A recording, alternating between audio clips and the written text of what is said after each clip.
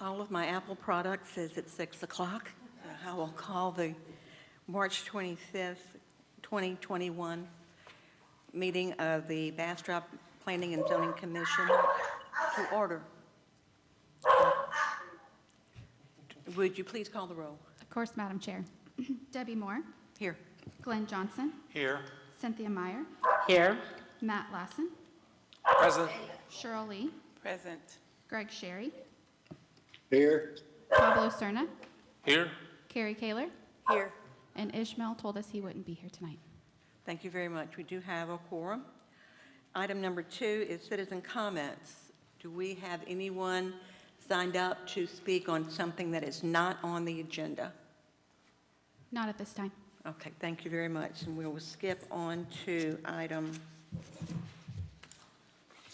if I can turn this over. Item 3, items for individual consideration. Item 3A, consider action to approve meeting minutes from the February 25 Planning and Zoning Commission meeting and the March 1, 2021 Planning and Zoning Commission meeting. I'd suggest we take these separately because I can vote on one and not on the other. So let's consider the February 25th minutes. Has everyone had an opportunity to look at them? Are there any amendments, changes, deletions? If not, I'll consider a motion. I move to adopt the February 25th minutes. Second. Motion and a second. All in favor? Aye. Aye. All opposed? Passes unanimously. Now to consider the March 1, 2021 special meeting of Planning and Zoning. Everyone's looked at those? Any additions, deletions, corrections? If not, I'll entertain a motion. Make a motion to approve March 1st meeting minutes. Motion to approve. Second. There's a second. I will abstain because I was not present. Everyone else in favor, please say aye. Aye. Opposed? Passes unanimously with one abstention for absenteeism.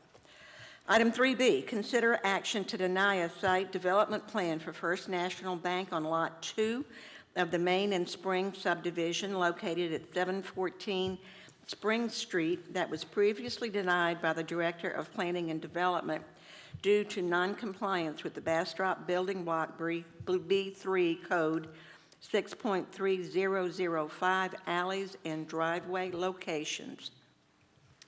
Good evening. So the site in question tonight is located at 714 Spring Street. This is on the corner of and Water Street across from the Opera House. Currently there is on that far southeast corner, it's commonly known as the cash station, where there's an ATM. It used to be part of the larger building that was on that lot. That was demoed back, I think, in the 90s. Currently, the rest of the lot is just being used as a surface parking lot. The site is a little over a half an acre. The current existing use is the ATM and the parking lot. The proposed use is a bank that'll have 3 drive-through lanes with 1 bypass lane, in addition to the existing drive-through ATM that's on the site. So why this is coming to y'all is that site development plans are administratively reviewed and approved, and as long as they meet all the code requirements. We do have some ability to grant warrants that allow some minor deviations from the code. In this case, the section 6.3.005 regarding alleys and driveway locations, staff did not feel that we could approve as many driveways as the applicant is asking for. The intent of the code is to make Bastrop a walkable community. To do that, we've designed multiple cross sections for new development. As we move forward with redevelopment projects in town, right now we're installing a lot of new sidewalk on Wilson Street, Main Street, those parts of town. It's to make Bastrop a walkable place in addition to the car traffic. So, and when there is a conflict between the two, that the pedestrian is kind of forefront in the decisions on how we structure those spaces, which we call the public realm. And that public realm is, between the street and between the front of the building and the street. That's the area where the public is most likely to be. The street is what the city communally owns and maintains. That's the public realm that interfaces with the public. So for corner lots, the code calls for all driveways to be on this secondary frontage. The secondary frontage is on a corner lot, the side that is not the primary access for the building. So the front of this building will be on Spring Street. And so this is Water Street would be the secondary frontage where the driveway should be. There is an existing joint use driveway on Spring Street, so we took that into account. Also, driveways shouldn't be any closer than 40 feet to those adjacent street right-of-way, and the two existing driveways for the cash station are closer than that. So here's the depiction of what the applicant is asking for on their site development plan. The two blue boxes show the driveway. So the aisle itself is a little narrower, but when you get it on that angle on the lot, the break for in the pedestrian walkway ends up being about 20 foot of sidewalk that a pedestrian has to get across that a car may be trying to come through. So you have those on both sides on Water and Spring. Then the applicant is also proposing to add an entrance on the north edge of Water, an exit in the middle of Water Street side, and then an exit only on the Spring Street. So in total, that would be 5 driveways. So that's a lot of different points at which pedestrians have to interact with cars. This is an increase, it's a change in use of the site. It's going from a parking lot to a retail bank office situation, which will increase the traffic at this site. So with all that in consideration, we did not feel we could approve 5 driveways onto this site. So kind of where our analysis went on the existing uses with the proposed, they already have the 2 accesses for the cash station. The way they're designed, it doesn't, people, if they get creative, can try to swing into them from the wrong direction. Doesn't control that you can only come in to them from one direction. The parking lot currently has a lot of just kind of undefined driveway access. There's no clear driveways, and this will increase the traffic on the site with the bank. And we feel that we need to delineate where that driveway access is clearly. And then each driveway cut creates another conflict point for pedestrians. And the code is really striving to limit those potential conflicts. Some of the options that staff had made during the review, we did 3 reviews on this. One was to maybe make the cash station a walk-up ATM only and cut off the driveways, so that would reduce 2 of the driveways on the site. That would also make there is a second space for another ATM on the site in the drive-through lanes. It would also enable that corner to be kind of more of a pedestrian node and make a much more walkable corner at that intersection. And our other suggestion was to remove that middle driveway on Water Street and just keep an entrance from Water and an exit onto Spring, in addition to the 2 cash station driveways. Other items, just since we've had to bring the site plan to you to review, the last things that we need to be done in addition to the driveway that staff are waiting on.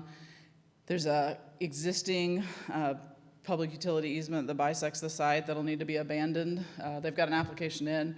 They're waiting to complete that based off of what happens tonight. Same with, they'll need to provide a blanket easement to BPNL to construct new power lines on the site.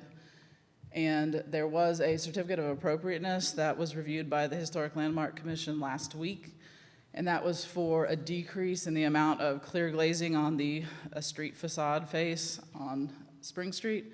The code pattern book requires there to be 60% clear glazing, and what was approved by the Historic Landmark Commission was to allow the windows on the front to be 6.5% frosted glass and 6.5% clear. So it went from the 60% requirement to the 13% was what was approved.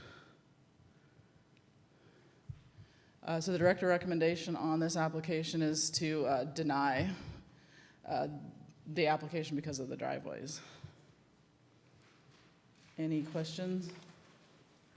And the applicant is here. The to speak. applicant is here, so before we would take any action, we would want to ask Ms. Bills any questions that we might have, and then we'll have the applicant speak also. I have a question. Sure. What is the impervious cover that they're proposing after construction? I don't know the answer to that. It's less than what's there today. It's in the site plan. I'd have to look up the number. It's all concrete. I don't know if right? Trey The has impervious the coverage information. is less than what's there today? Yeah.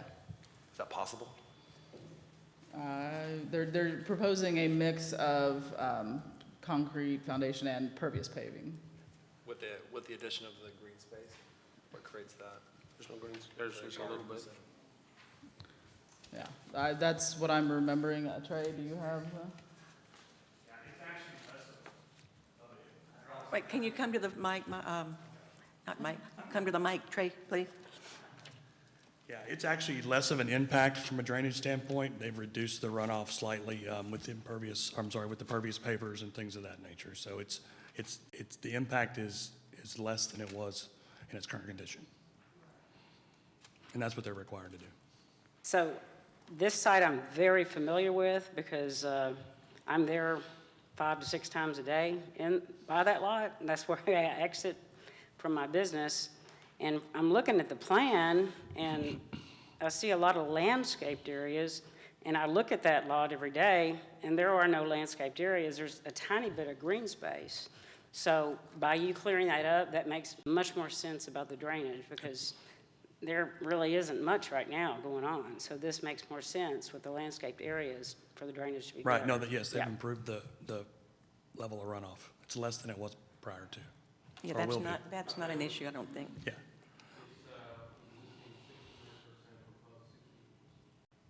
It's very close, but yes, it's less. Are there any other questions at the moment? I have a question. Sure. I guess if it weren't for the 2 driveways at the cash station, would staff have approved this based on the driveways with the 3 they do want in addition? We gave a couple of options. The way I understood it was they wanted all the driveways or none, which is why we're here. So we denied it and said, we'll bring it here and they can. But from staff standpoint, if they had just said, fine, we'll drop the cash station, would there think have been that enough room? I know there's still like 36 feet and you're allowed 20. Right. Kind of if you just 24, broke it up, yeah. but 24. Okay. It still doesn't meet, but I think that would be more appropriate, yes. Would it be eligible for a warrant approval at that point? Is that what That I'm is gathering? you think it's 5% more, give or take? It's about 30% more, which I think a warrant, yeah, I think it would be, yes. You could absolutely do that. And then one more question I had. I was just looking at the plat of the land, and there's a joint access easement currently on this lot, but what looks like further west, and the driveway proposed is a little bit to the east outside of that joint access easement. I mean, is that something that requires, if that driveway is approved down onto Spring Street, is that something that needs to be remedied as well in the plat so that the parking lot next door always has access to that driveway? Yes, there'll be access agreement there, yes. That'll be part of the overall agreement. Okay, because currently it's outside of that platted access agreement. Right, yeah, we'll make sure that there's current access from the parking lot, or egress, I guess, not ingress. Okay, Mr. David Latt, is it Latt or Laff? Latt, would you like to address this, please? So please identify yourself and what brings you here this evening? Hi, good evening. My name is David Lapp. I'm a Senior Project Manager at Level 5. We're the design builder based out of Atlanta, Georgia, that First National Bank hired us to build this building, design and build a building for them. Josh Coy from FNB is here with me, and he is handing out some documents. Excuse me one second. For you to, and you're getting the handouts basically of what I'm going to show you over here. That way you have it in your hand, you can look at it. While he's doing that, real quick too, address a couple questions. If there are additional questions about easements, I do have Luke here from Southwest Engineers who designed the site. If you have any specific questions, he can answer those. The blanket easement has been turned in. I don't think it's been approved yet by Bastrop Power and Light. I think we're kind of waiting on the results of tonight. And the other easements are also ready to go based on what happens tonight. And yeah, the easements will be redone to maintain that joint exit out of the city-owned parking lot across our lot to maintain that. So that will all be done, okay? Okay.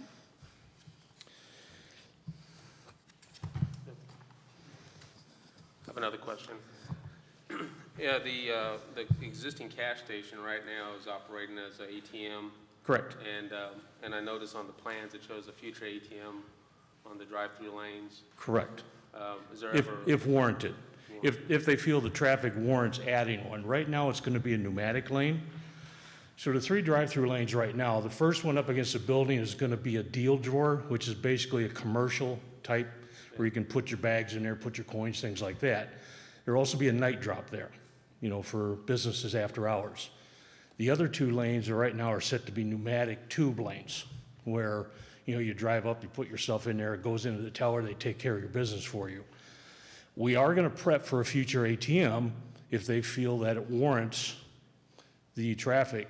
Quite honestly, I think that it probably will be put in eventually because I think you even made the observation last week, there's basically one accessible ATM on this side of the river.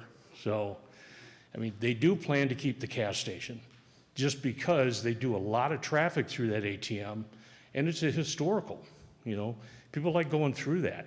I've got traffic numbers here, you know, I've that you used can it. see on the Yeah, I've paper. used it.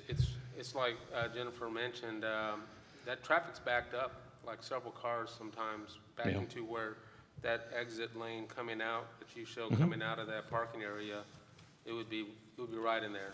I mean, you'd You have, mean coming out of the cash station? yeah, it'd be coming out of Okay. gas stations at times. I don't know if the hours of operations would make it such like that, but what is the opposition to putting some bollards up there and just making that a walk-up gas station? The opposition, according to the bank, is that they want to keep it as a drive-up. For one thing, if you make it a walk-up only, there's really no parking around there to get out of your car and walk up to it. We're away from the actual downtown where the people are walking around on a main street with all the other shops. So if it's a walk-up, they feel that it's going to negatively impact the traffic on that ATM.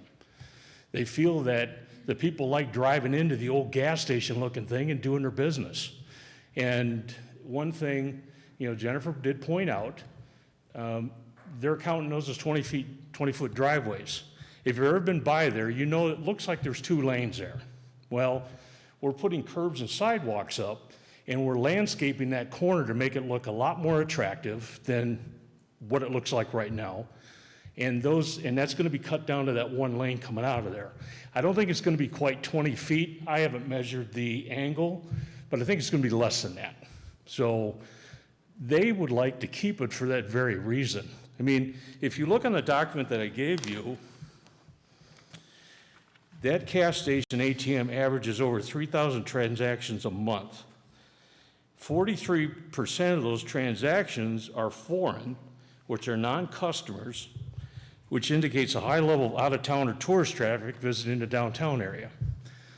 If that goes into a walk-up, they feel that's really going to negatively impact that traffic in that Do you think the ATM. vehicles have gotten larger since they designed this original gas station? Of course they have. So there could be an But issue. it is wide enough for most vehicles to go through there. I mean, if you've been over there, I've seen dually trucks in there in the few times I've been Right. there. So they get in there. So I don't think it's an issue as far as width of that lane. But I think the point that we've been talking about is making this a walkable community. Mm-hmm. So we're trying to prioritize the walkability by doing what you're saying. We're actually prioritizing the drivability of it all. Well, I have a disagreement with that. Not with your code. I'm not disagreeing at all with that. What I'm disagreeing with, that Water Street is a walkable street. Because once you get to the north end of our property, the sidewalk we're putting in stops. It doesn't go anywhere. For now. So, for now, but those are residences. Are you going to extend that sidewalk in front of residences? Right now, it's not a walkable street because the sidewalk stops. So I don't feel that the Water Street side is really complying with the the walkability ordinance. That's my opinion. Sure. So, And my understanding of this, and having used it a lot, is, and it does back up. And people will drive and turn back around, and yep. If the bank were to put an ATM back where you show it on the plans, that'd be great, because that's what we would use. Well, that's what I said. I think they're planning to eventually put one there because I think the traffic warrants it. Because for one thing, I've also got a printout here with me of 58 complaints about the Wells Fargo ATM down on Main Street. Oh, yeah. And out of those 58... We're not here to, No, I understand, but it's making my point. The people down there are upset with that ATM because it's not necessarily accessible. We're trying to make our site accessible and flow properly. Sure. Without the second driveway, we feel it doesn't. Because if we come in out of one driveway right here, and then we come down into the parking area right there. Now that traffic needs to leave there, and it's gonna have a dangerous cross intersection right there as well. Traffic coming in, either going there, turning in, or having to turn to the left to egress the site, okay? We feel that doesn't flow. What we feel is traffic comes in, either goes to the ATM, or I'm sorry, either goes to the drive-throughs, traffic comes into the lobby, parks in angled parking, which is easier to get in and out of, and then exits out onto Spring Street. I'm sorry, exits onto Water Street. Yeah. Okay? And it eliminates this dangerous cross traffic right there. We feel this is a better flow for that entire property than bringing all this traffic from the lobby, from the drive-through, from the city-owned parking lot, which quite honestly, that parking lot is going to be a lot more full now because a lot of those people are parking on this, on this parking lot right now. Right. Okay?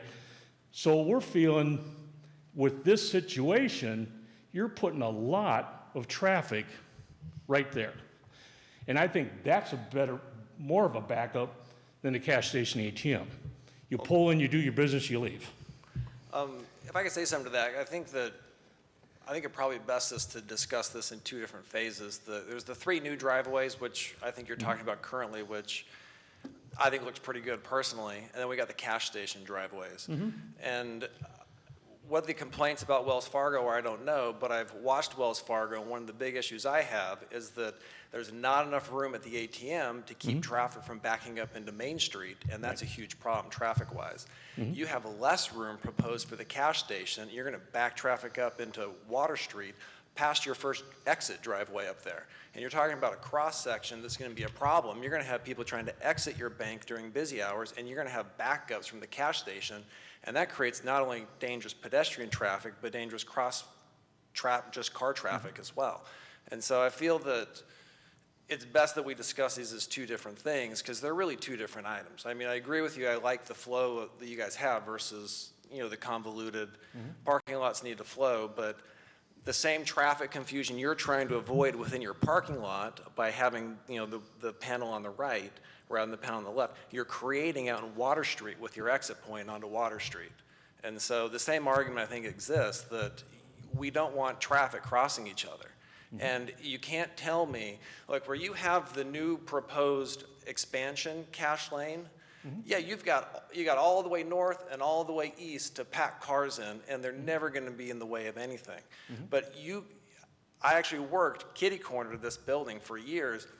There's frequently 3-4 cars. I agree with you. It's people like using it, but there's 3-4 cars already backed up at that, and there's nothing on that site. You put a bank there, you're going to increase traffic. You're going to double that overnight. I mean, to assume that we don't know we need an ATM on those drive-through lanes, I think is just kind of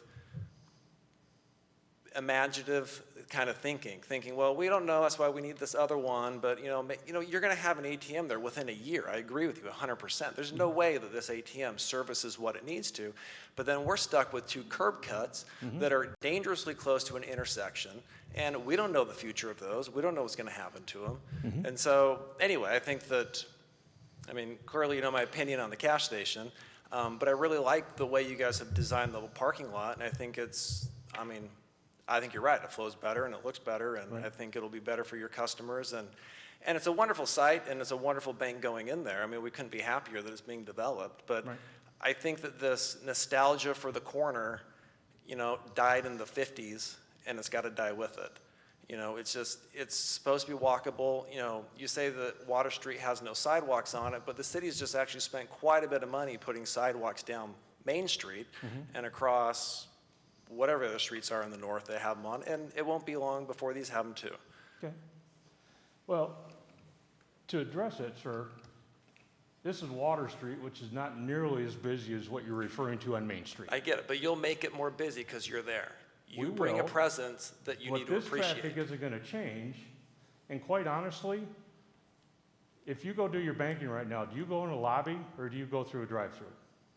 I go in the lobby if I can, but If you COVID can. kind of has restricted I that. understand, but we're seeing the demographics of now the bigger uptick is people are doing their business through a drive-through. They want to stay in their car. Yeah, and you're going to need that We expansion. will lane. have lobby traffic, I agree. But that lobby traffic is not going to put a steady stream of cars out onto Water Street in what we've observed in just all the work we do at banks and credit unions. Okay. So, yeah, you might have occasionally some backups here because people waiting to get into this ATM. I don't think it's as big an issue as it is down on Main Street. That's my opinion. And the city's going to grow, and we're trying to figure out what this looks like 50 years from now. And I know you guys are too. You're investing in the site. I Right. know you guys don't want it to fail, but certainly you don't want pedestrians hit by a car out in Oh, front by of no the bank. means. And that's what we're talking about, is a walkable city and public safety. And Well, that's actually one of the requirements that we changed on the site plan after our first review with planning department, is we added crossing guard or crossing indicators. Originally, our original plan was we were just going to stripe a sidewalk around there on grade. Well, now we've agreed to add curbs, raised sidewalks, and, the crossings, basically the ADA crossings out to cross Spring and Water Street. So we have all that in there now. And we are actually landscaping this corner, and we're moving the stop sign up in front of the corner area to make it more consistent with everything else in the city. So we're moving the stop sign, we're beautifying this corner, and quite honestly, the bank, they love this historical thing. And it's in a historical district, and we modeled the bank architecture after the Opera House across the street. So we're trying to stay with the historical flavor of the area, and that cash station is part of the history of the area. And I 100% And they're doing agree 3,000 with it. transactions a month out at ATM. That's nothing to sneeze at business-wise. I know, but that's car traffic is what we're talking about. If it were like 5 transactions, I think you'd have a better argument. Okay. But you're talking about a significant number of vehicle trips that go through there. And I know you're saying you need it because you have lots of business, and we're saying you got to think of something better because you have lots of business. Right. And so I guess, I'm not going to convince you of this, and if you've got a better argument, I'm happy to hear it, but that's why I think that we best discuss that as one option, because I think they'll be looked at by this board as two different approvals. Well, Before we go further, I just have a question. Do you feel that there is a need for 3 more drive-throughs in addition to the one that's at the corner of Spring and Church? Is something going to happen to that drive-through? Yeah, they've sold that. They have the bank, you're talking about their existing. Yes. Yeah, from what I understand, they already have a contract to somebody to buy that piece of property. I'm not sure what they're doing with it. I have not been privy to that. They've also have a contract, I believe, to sell their existing branch, because they're consolidating that location to here. Instead of 2 separate buildings and locations, are consolidating into the one. and quite frankly, improving a parking lot in a corner that sorely needs improvement. I have a question for the engineer. Yeah, Is it the engineer? certainly. Oop. Okay, and because this site is being modified significantly, and there is a historic component that we're trying to preserve, I don't know if, would you ever design an intersection like that under the current code? Before or you land answer, development would you codes? please identify yourself and tell us your connection to this project? Yes. For the folks at home. My name is Luke Stewart. I work with Southwest Engineers, a civil engineering firm for this Yeah. project. Yeah, I'm measuring this, and I'm getting around 25 feet or less than 20 feet from the corner of Spring and Water Street, is that right? For the existing cash station, Yes. well, it's existing right now. I know it mean, is, I'm just saying, do you think, in your professional opinion, that you could design like that? Now, you design all over, I'm sure you design in other municipalities, and we have a situation where we've identified a problem with traffic backing up, and I've been there, I've seen it, doctor over there has seen it as well. So it's clear it's an issue. Now, we're gonna add more traffic, 3 more intersections, three more curb cuts into the site. Do you think this is a safe situation? Right, I understand, but I believe that's a different question. If you're starting from scratch, I believe that we'd have more options to go off of, but the question here is what we have to deal with existing right now, and developing our site with those constraints. And based on the client's requests and needs for the project, I believe that this is adequate with what we're given. So you don't think there could be a situation where you have a backup traffic and you're creating more congestion on that particular street, the secondary street? There's 1, 2, 3 within, the distance. I've done a few sites and they usually want you 150 feet away from those intersections, from the main street intersection. So I'm not a civil engineer, but I just know that they want you pretty far away from that. Right, and that's a lot of the considerations into these sites, take into account with, I guess, more larger sites. You have more frontage to deal with where you can provide greater distances between the intersection and proposed driveways.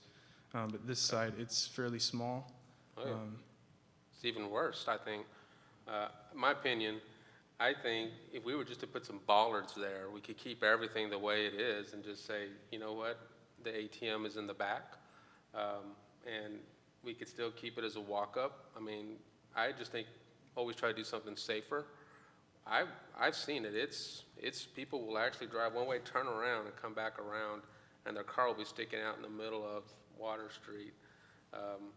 So I know it's a busy place because I don't live too far from there. But I'm just of the opinion that here we are doing something about this site, and we can actually, like you said, we're increasing traffic. It may be possible to keep that just the way it is. We're not trying to change it, but remedy something that's from a bygone era. The cars were smaller, they're buggies. I don't know, the automobiles, everything was smaller back then. The turning radiuses of vehicles, people have, like you said, dualies. They're huge. And I've seen them in that lane. Yeah. So, They we get in fit. there. I have a question for the engineer. Did you look at the building code before you designed this? We received the general site design from a different firm. Okay. We were brought on later on in the process. One problem I have, this half-acre lot has got 7 different exceptions that are required under the building code that we adopted several months ago. It's got the driveways, it's got 3 extra driveways. It's you had to get get 2 utility easements. You've got to relocate the Bastrop power light pole. Need to vacate the public utility easement. you're closer to the corner than allowed, your exit and entrance are too close. Also, there's a school zone on Water Street, just north of this site. But it is, and we don't have anybody from the bank here today, but we do? Okay. I'll leave the question for that, but as I understand it, then there are 10 driving lanes that the bank currently has, and somebody has said that they've sold those, but only 2 were in operation today, at 2 different locations. So so the bank is essentially consolidating all of its operations in Bastrop, downtown Bastrop, into this one lot in a mixed-use neighborhood. Is that correct? If I may speak on a couple of points that you presented. First, regarding the easement vacation and issues with rerouting power with Bastrop Power and Light. Just to clarify, there's a 25-foot public utility access easement for overhead utility bisecting the site. So if anyone came in there and developed a property wanting to put a building in a reasonable position, they'd a reroute, vacation of that easement, rededication would be required. And as for the 3 driveways and the present site layout, we went through several renditions with the client and their needs. And speaking towards what David mentioned previously about drivability of the site with the drive-through and parking and such, this site layout presented the optimal solution that we came to conclude for the site. Optimal solution in that it's the most you can get on this lot? No, as for providing the amount of parking that the client and the bank needs, while providing reasonable access to the drive-throughs without causing internal circulation issues within the site. So those were the demands, and you followed the client's demands rather than what the building code required? In tandem, both.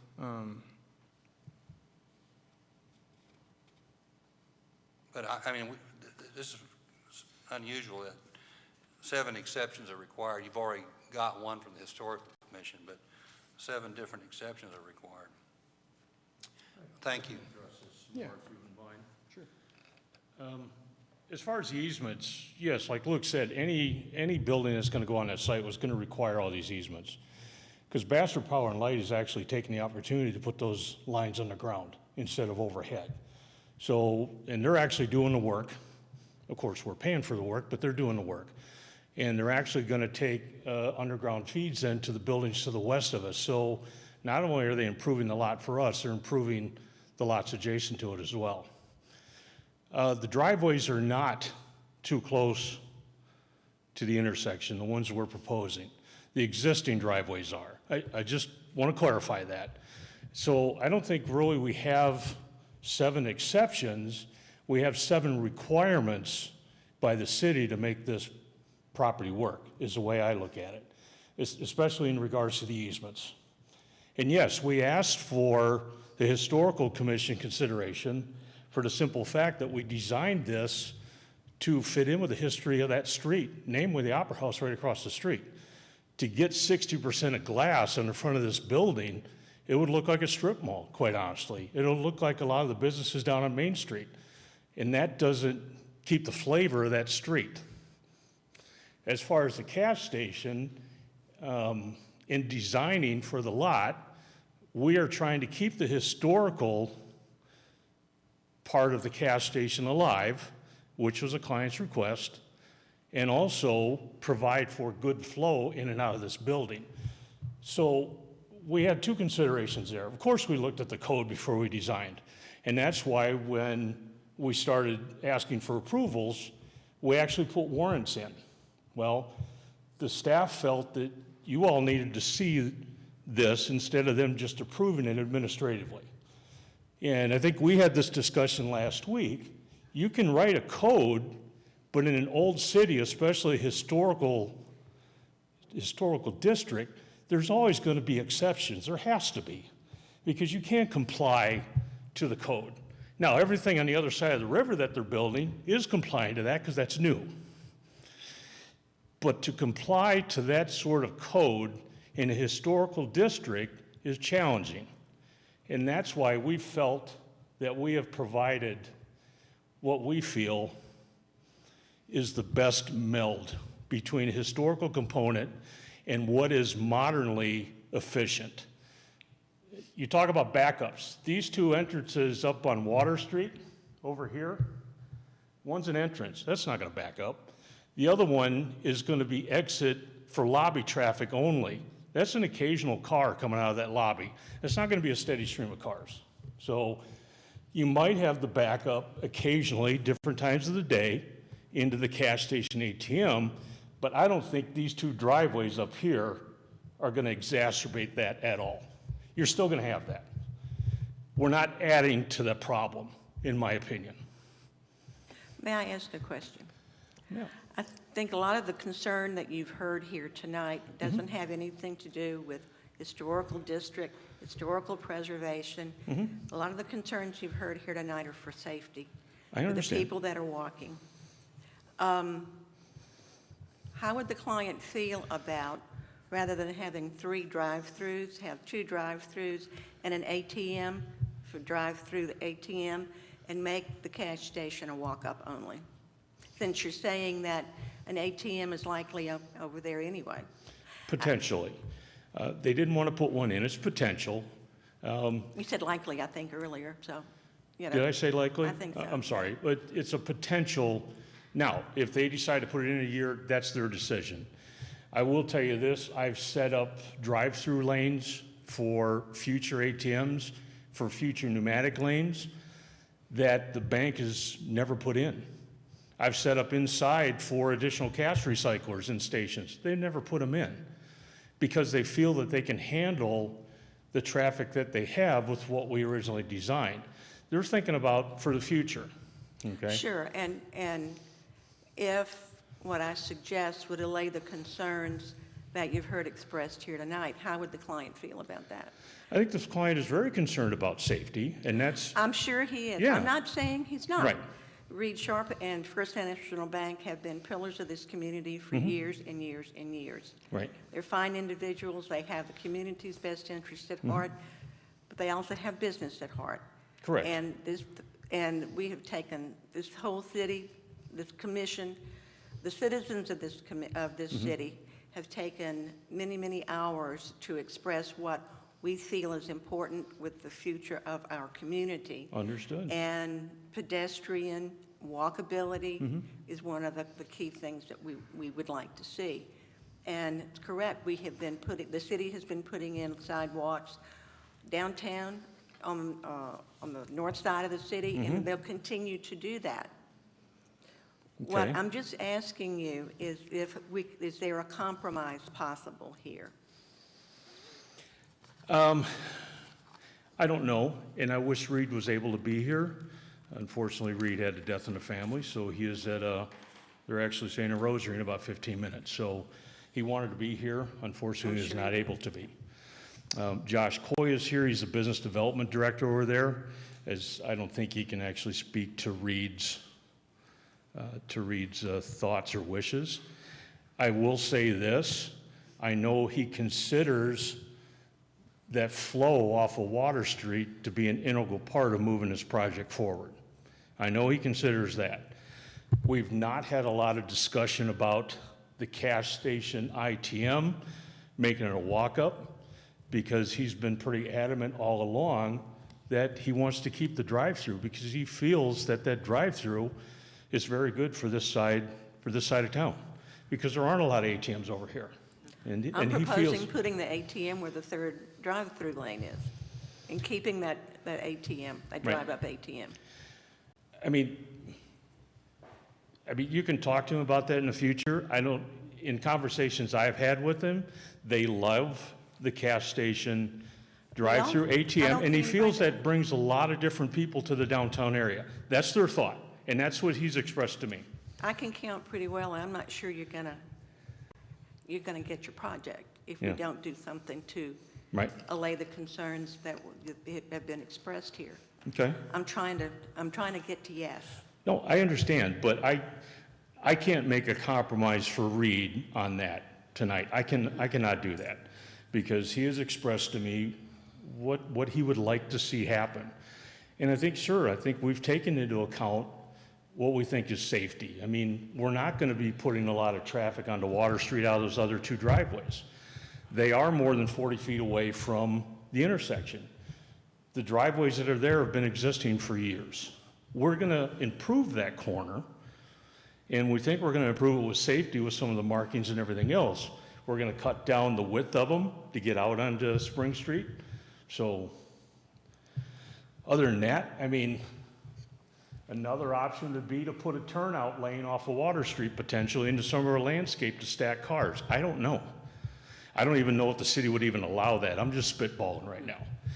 But I can tell you that Reed has told me what he wants to happen to make this project move forward. I can't compromise on putting bollards in to make that a walk-up ATM without his approval. I'm sorry, Sure. I can't do that. I understand that.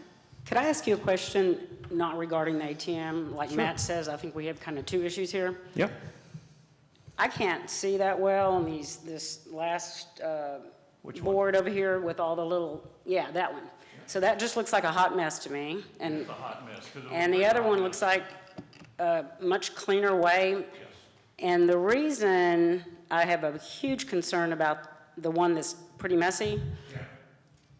what is the space how many feet is that exit right there? Well, that's another thing that we were gonna talk about. We haven't got there yet. But I mean, that's much smaller, right, than the one on the right? What is the difference, is what I'm asking, We drew this as 24 feet. So Okay. it would be a left or a right turn out. right? All right? The city, what the planners would say, they would support the entry here and a 12-foot exit. So that's a 12-foot exit that we've got the city parking lot funneling into, 3 drive-in lanes, the bank lanes coming, that 12 feet for that exit, I don't even see how that, I know that's what the code says. I agree, but sometimes what the code says and what reality is and what makes sense are two different things, and that's why we have to sometimes think of other ways making it bigger. The other question I have on that space, and especially if you just have one entrance, as that first one states, and they're narrow, 12 feet, and you have curbs, I can see an incident as we have on Main Street and Chestnut Street where trucks turn in and they end up on the curb. So by widening the entrance and having 2 and widening the exit, the potential for that is taken away. Am I correct? I have heard comments from people that live in this town about the Main Street downtown area. You're scraping curbs and running over Yeah. them all the time. I agree. That's why we were asking for 24. Code allows 12. And let me address another comment that I think was made while Luke was standing up here about entrances and exits. We're gonna have signage up there. We're gonna have do not enter down here. We're gonna have do not enter here, and this will be enter signage. Now, you know as well as I do that people don't want signs, but all we can do is put signs up. Other than putting, the rumble strips up like you have at a rental car place that flattens your tires, we're not gonna do that. We're gonna put the signage up to help direct the traffic. So, yeah, we were wanting 24, okay? Staff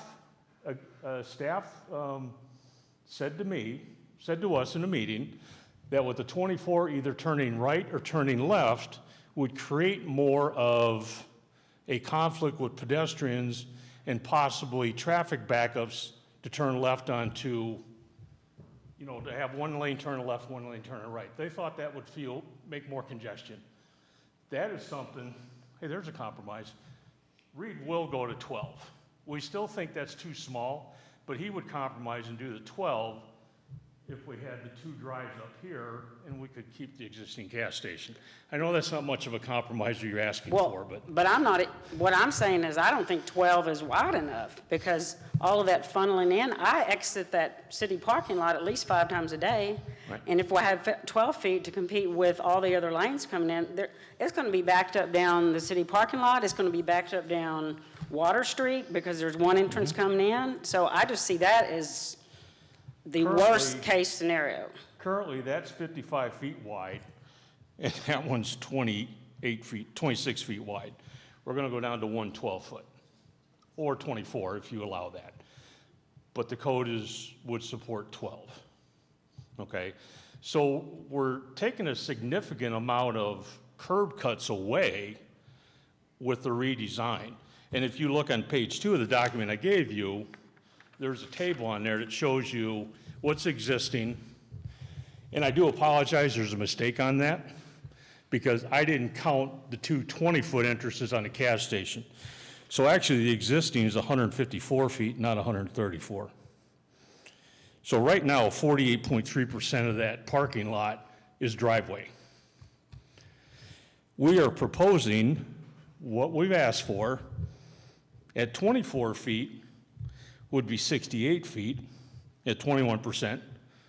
At 12 feet would be 56 feet of driveway at 17.6%, which basically net we're asking for an increase over code allowance of either 7.5 or 3.8% in driveways. The numbers aren't huge over the code. It just, I know we're getting fixated on the number and where they're at. And I know what we're looking at. We're looking at a picture. The numbers that we're asking for aren't a huge deviation from the code. Well, I guess I'm In just my going to say, opinion. I agree on the second picture because of the flow. Right. Because I can guarantee you that first picture, traffic's going to be backed up Spring Street coming out. It's Oh, going to your be backed parking all the lot. way up the lane. It's going to be backed up in city parking lot. It's going to be backed up on Water Street. So that, to me, isn't even realistic at all, just for flow and And I safety. understand you have a business I right off do, this right there parking in the lot, parking right? lot, right. So I'm in that lot every day. You see a lot of cars parked in that parking lot during the day, right? All those cars are gonna go into the city-owned lot. That's that's my point. So, and that's what we tried to take into account when we were designing this thing. We tried to meld together what's there, what's historical, what works from a flow perspective, also with the safety component. And that's why if we go to 12, that minimizes pedestrian interactions. We added the curbs and the curb cuts down here in this corner to help with pedestrian interaction around the gas station. And like I said, eventually you might put a sidewalk up there. Right now it's not walkable. The sidewalk goes nowhere. It's like the bridge to nowhere that Sarah Palin tried to build. My other question I have might be for maybe Trey, I don't know, just regarding sidewalks, walkability. I've noticed, because I walk town every day too, not only my downtown every day, but I walk around the whole town every day. And we have sidewalks on one side of the street, which is wonderful. I'm so thankful for that. So the proposed sidewalks in the future, will they be on one side, which is right now the east side?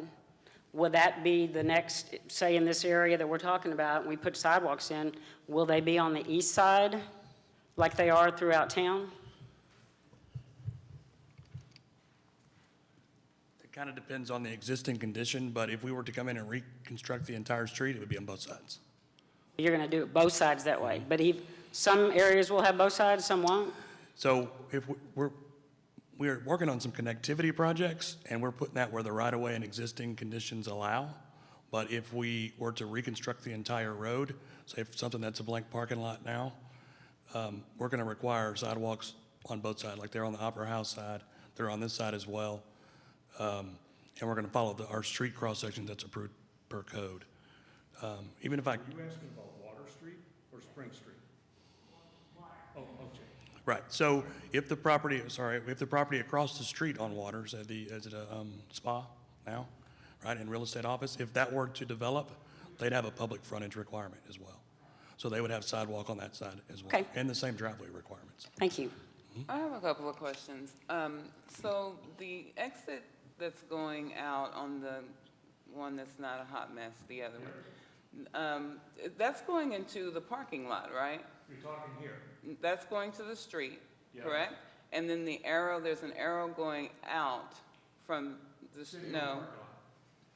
yeah, This there. is coming out of the city-owned parking lot, one-way exit, because these are angled parking, so you enter down here. Right, All that traffic exits here. They do not have the option to go back to the west. correct. And I- So our drivers coming through the drive-through would not be going to that parking lot because it's Correct. one way, correct? I wanted to make sure of that. That's correct. There's no parking in, there would be no parking in front of the bank? No, not, I'm sorry, go ahead. No, The sidewalk not, requirements. well, there could be in the street, but I don't think there's enough room. Right, And, so it has to be so far from the intersection to have, you're 25 foot from the intersection, and then you have driveway, so the parking will likely be past that driveway, I would imagine. so there'd be no parking in the front, so anyone wanting to go inside the bank would only be able to park at the back of the bank Or in the city parking lot, or in the city parking lot. or anywhere downtown, because we'll have a sidewalk that goes all the way to the walk-up ATM. With that, facility. with Cheryl's question, Cheryl, how many spaces, I'm sorry, I can't see that well, how many spaces have y'all provided up there where the, 14, right? okay, so that's 14? I counted 14. Yeah. 14 in the back of the bank for people to park. I'm saying the back because it's behind the bank, correct? That is correct. How many employees will be There's a main parking? entrance on the backside parking. There's also a main entrance on the front side if you walk up from the sidewalks. There's two entrances to this bank, one off the parking lot, one off the front sidewalks. And we are maintaining the required 6-foot sidewalk at the front of the building plus the 8-foot right-of-way that we're also doing roll-arounds around trees, and we're also installing the antique lights like you have out in the street in front of here. Right. So to be clear, this is all a requirement. This is not something that was proposed by the bank. This is a requirement of the code to have that public frontage plan. So I wouldn't say that they're giving us something. This is something that is required. No. And I think that I'm the. sorry, I didn't mean to No, imply that. you're fine. And I want to just speak to this since it's been a hot topic and a hot mess there. That's pretty misleading. You're assuming 6 vehicles are trying to go out at exactly the same time. But I will tell you what's great about that 12-foot driveway is you're slow when you're leaving. And that's what everybody talks about when they leave the curbs and they roll over the curbs. The difference is they're doing it really slowly. I That agree saves on the- that, but I'm saves going the to tell you, pedestrian.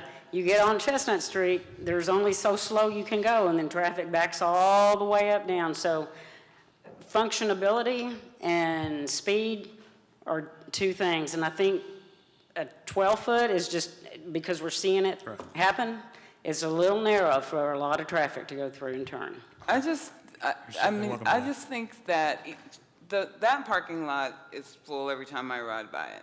Like, and those are mostly your customers. But that parking lot is full every time I ride through downtown.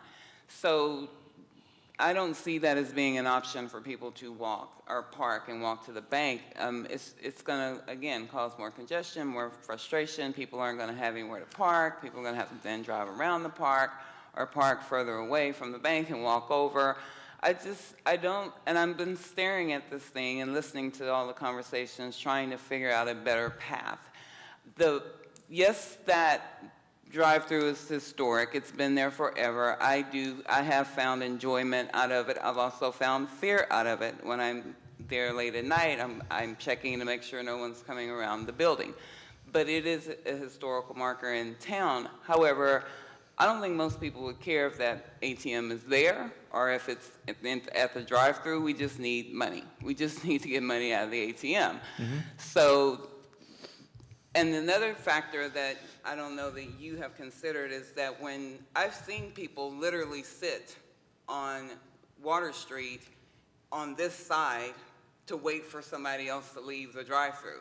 So not only would you have some backup that way, you're also going to have people that will sit there so they can flip around instead of drive all the way around. I guess everyone up here is just trying to get you to understand that I don't see how we can make this better at this point. Actually, also because if your parking is in the back, I see what you're saying. The best way to do it would be to have that other exit. We all agree that that's not going to be feasible based on, we've lived here, I've been here 50 years. We've lived here, we've seen the traffic, it's always been the same. But then to have those people parking in the back, how are they going to get out of that parking lot? I mean, I just see a lot of concerns with the way that it's designed, and I've been staring at it trying to figure out a solution, even to the point of driving through the gas station some kind of way to exit out, and I'm just not seeing it. Well, if I could address that real quick. Somebody asked, did we look at the code before we designed? And we did. And part of the code, actually, in fact, I think it was up on the screen earlier, is they are encouraging alley entrances and parking in the rear of buildings. Part of the other code that we had to try and comply with is the required frontage of building along Spring Street. We're not allowed per your, correct me if I'm wrong, but we're not allowed per your current code to park on our lot in front of our building. Did I say that right? Okay. So your code is actually encouraging us to put the parking lot at the rear of the building. I understand your concerns, I really do. And obviously, I don't live here. I've only driven around this place a couple times that I've been here, and it seems like lately I'm hearing more and more because I'm attending meetings. But, and I've seen cars out there. I've seen this parking lot full of people parked everywhere because it's not striped. So, but that is in compliance with your actual written code to put the parking behind the building. Let me say something about that real quick. I mean, it's the number of and the spacing of how close those cuts are on Water Street that I think, I see it, I live it, and everybody's kind of attesting to the fact that you're actually creating, a situation where there's going to be more traffic there. And I know you're saying it's exiting, one's entering, and you can control it by signage. It could have easily put the wider cut at the top of that site and keep the smaller cut on Spring Street and just reoriented your parking and maybe fixed that and kept the drive-through that you have at the bank. This way you could have spaced them farther apart. I still maintain that middle cut, you're going to have issues there just because there's less than a car length. I mean, it's maybe 25 feet from one side of that curb to the other curb where you get into the thing. It's probably 20 feet. And that's a car width. That's a car and length. I can tell you right now, there's going to be more. It's an issue, but the engineer or your design team, like they said, I mean, there's a lot of ways to skin this cat. I will tell you, we did look at that. And we balanced that. We looked at going to 24 feet up here.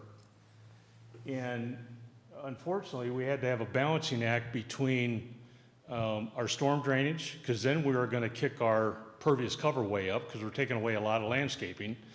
And that actually, I think that actually took away at least 2 spots, correct? 2 parking spots, which would actually put us, I think, pretty close to or below the required parking based on the occupancy of this bank. So we looked at it, we weighed all the different factors. Do we have a required parking? I'm sorry? We don't have required parking. Yeah. Based on the owner's request. Correct. Okay, right. We took out Okay. required parking because it was Well, something that I thought about, and quite I honestly, was convinced that there's sufficient parking that people will actually walk even a distance to get to this. So I'm convinced of that now. And you know what, and you're probably right, I probably misspoke on that because nearly every community I work in has requirements based on the use of a building, and you know that. And it drives traffic is what it does. Yeah. And we're trying to get away from traffic, the So way people walk. we wanted to stay to the 14 spots because not only for the bank traffic, there are also consideration that after hours, people are going to park there going to shows in the Opera House in downtown. So they wanted to keep as many spots as possible. But we looked at the two-way in. In fact, that was one of our first designs. And we were having problems with our storm calculations for pervious and impervious cover. So that's why we went to the 2. And plus, with this being a 24 up top, we're kind of still running into this situation here. We're having people turn across lanes to get in and out. So that's why we went to this. Number one, it provided more pervious cover, provided more landscaping buffer, because we actually cut a lane out. We had an additional lane on the first go around. We took a lane away. And so we were able to add landscaping buffer here between us and the adjacent property instead of taking our driveway right up to the property line. So we looked at all of that. So, And also, just on a point on the parking, Pablo, where there are 14 spaces, I think, that y'all have provided, let's consider, this is a parking lot that they're going on. We're taking parking away. We surely want to have parking spots available in this area. I mean, we don't want to not have any parking there because we have a problem already. So I'm just kind of a proponent of parking. Makes sense to me. I remember that discussion I had with Matt when we were going through that, and he proved it, that actually it's underparked. So what's that? I'm going to argue that because I'm down there every day. So So I have a question real quick to piggyback on Pablo. Let's not talk over each other, okay? Maybe I'll recognize people to speak, okay? All right, go ahead, Cheryl. Thank you. Sure. So were the 2 parking spots that you would have to take away, would that be if cars went back the other way out that exit? Is that where you were, is that what? if we only had the one entrance, like it did not have this, we would lose, I think we calculated we lose at least 2 parking spots. Is that correct? So we make that entry away to the lower parking area wider to provide two-way traffic Right. taking out spaces. Yeah. So So this would have been 2-way traffic there instead of 1-way, so they can get out, just like this one is right now. So the back entrance from Water Yes, on the other one, yes. that would be 12 or 24? This one, Yes. 12 feet. So if you made that 24, and the arrow that you wanted the second exit from, is there room for them to drive down and exit if you make that a 24? Do you understand what I'm saying? To drive where?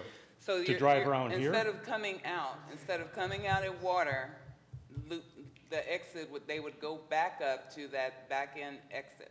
You So mean to loop around this way? Yes. Luke, I'll let you speak to that. I think that's going to lose even more parking spots. That's very tight. Yeah. Yeah, unfortunately, we didn't really consider that, but that would lose even more parking spots in my opinion. I mean, you're the site layout guy, but I've seen enough of those that I think we'd lose even more parking spots. Plus then you'd have to turn right or left right here at the entrance. Now all of a sudden you got a car up there trying to maybe turn left to go out onto Spring Street, and you got a car entering off of Water, maybe smashing into it because they're all right there. So as you explained earlier, they're closing the bank by Starbucks and the one downtown and Yes, ma'am. only using this. Yes, ma'am. So. Wait, by Starbucks? No. Oh, The one by the library. Where is it? No, not Starbucks. We're taking the current drive-through that's... Here, stand up here and tell me who you are, please. Josh Coy from First National Bank. We're taking our current drive-through in front of Calvary Episcopal and our spot on Main, and we're going to combine those 2 into this location. Gotcha. So those are both currently under contract. Gotcha. So the consideration then, because I rarely, if ever, see people inside that drive-through bank, always on the drive-through. So the consideration is because the other bank on Main is closing, you may need more parking for the people that go into the main bank. Correct. And we also are seeing traffic, so I think we're having 1 extra lane in the new drive-through. Mr. Coy, how many employees, I'm sorry. how many employees will be parking? I mean, how many actually customer spots will you have? I can answer that. Okay, yeah, because We did our calculations on 5 FTEs, so it's 5 full-time employees is what we did our calculations on. So there would be, so this would basically be, right up here, would be employee parking, because they'd be there and wouldn't move during the day and have to back out into traffic. So this would be designated employee parking. They would come in. This would be lobby traffic parking down there. I have a question.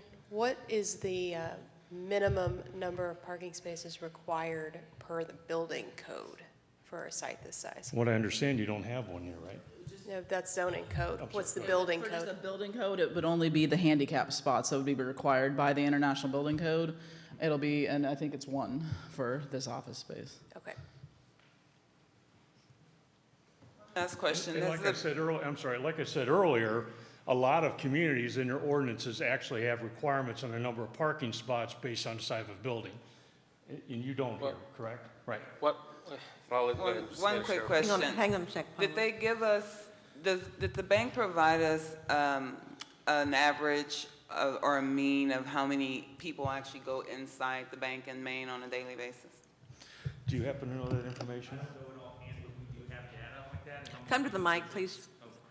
I don't know it offhand, but we do keep some of that data and how many transactions we take, like it's noted on the notes that you have with our ATM. I know that one of the things, and I'm not putting words in Mr. Sharp's, our conversation and stuff. One of his concerns on the other side is keeping it a drive-through as far as the cash station was also, maybe it's a little scary. You said it yourself, sometimes driving up. Walking up might have an issue as well. He took that into consideration and talked about that, so that's just something to consider as well. And I think I mentioned that earlier, that making it a drive-through, we feel would negatively impact it, plus there's no parking right around it. So where are you gonna park to walk up to this ATM, was my opinion. I'm gonna fill you in on something that I had to unlearn and learn. So I come from a construction background and very familiar with parking requirements in a lot of municipalities. We adopted code that does not have required parking specifically to increase pedestrian walkability. So we would actually be going against our own code and everything we talked about to increase parking. Right. So we really only want to have parking for FTEs and handicap. And that would be the starting point, and you have 14. So Right. we're actually doing more than is necessary, and you alluded to already, you sized it based on the size of the building. Right. And that's how you do it in other places. That's not how we do it in Bastrop. Okay. Just to point that out. And like I said, we really want walkability, and I was told this, because we had a whole deal about parking. And I was like you, we gotta have more parking. And it was really brought to my attention, no, you have already too much. And Right. I couldn't believe it, it's true. We have a lot of park. It's just a concentrate, but people will park a little bit farther if you help them walk better, and that's what that corner is all about. I want people to walk better, and I think what we're doing here, what we're looking at, is a automobile-centric solution.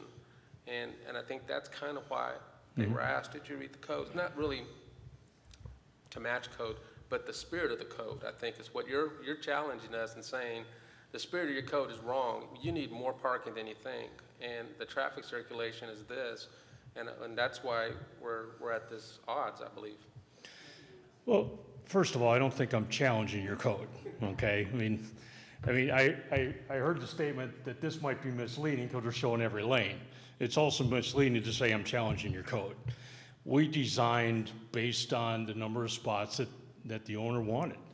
And, if we got to cut some of them out to do it, unfortunately, even cutting spots out to get down to the one handicap and to park the employees there, I don't think is really, we looked at all those solutions and they really didn't work when we balanced every requirement of a challenging site, is what we tried to do. We tried to come to the most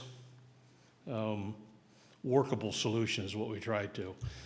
I will say this, I do say it reluctantly, but you also, I would assume, I've not been before this commission before, but I assume that you have a way to approve a site plan with some potential conditions on it that can be considered by the client if he wants to move forward, correct?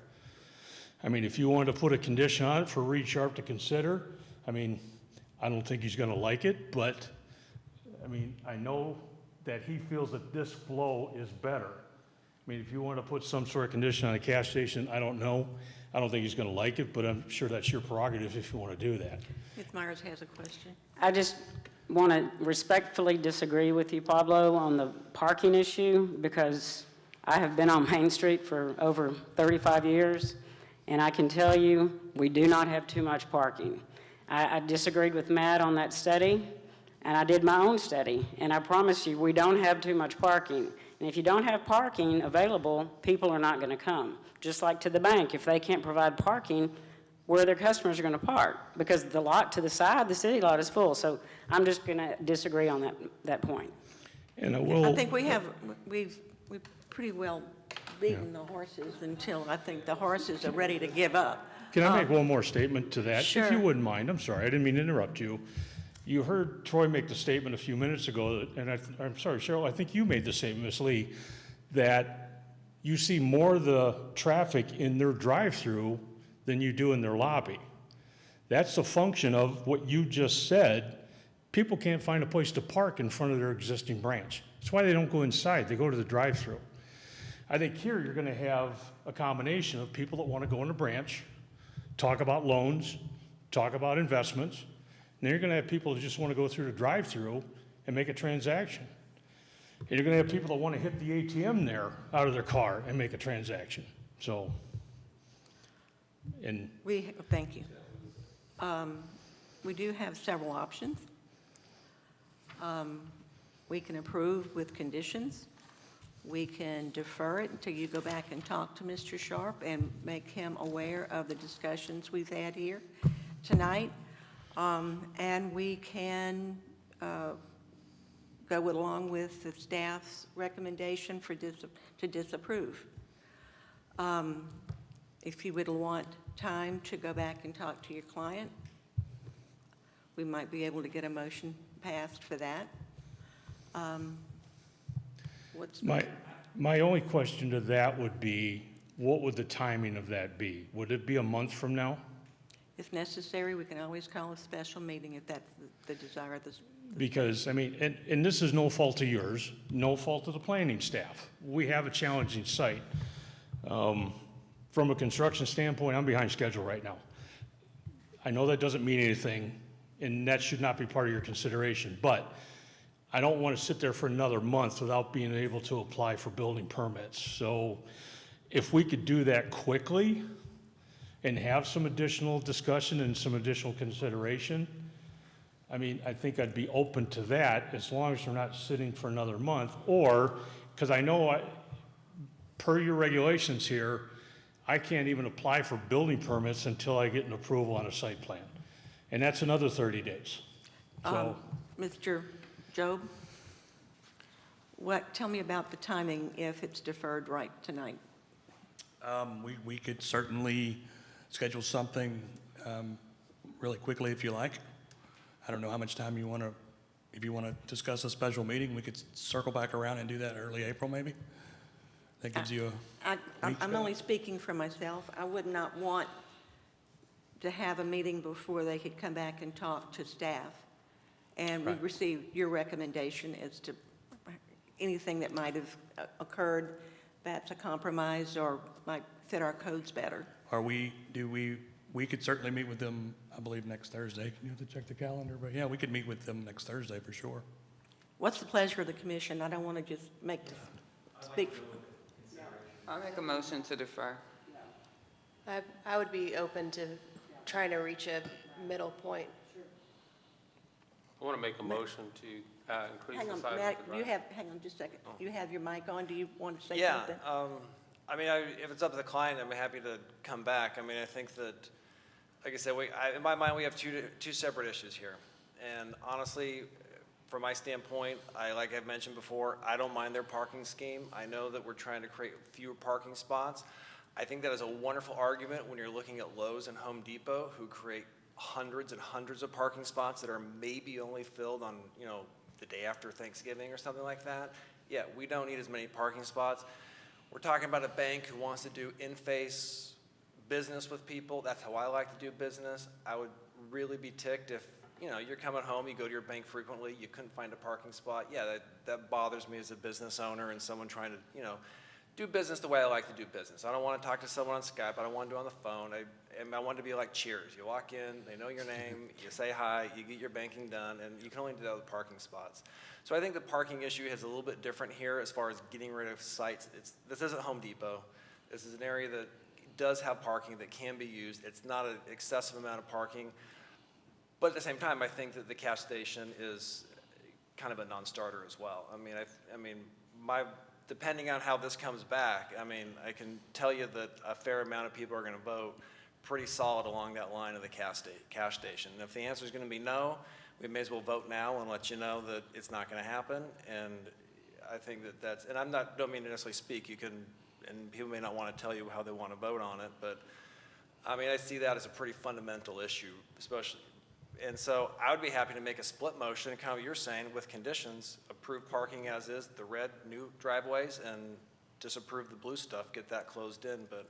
Could I ask a question first before a motion? Is that okay?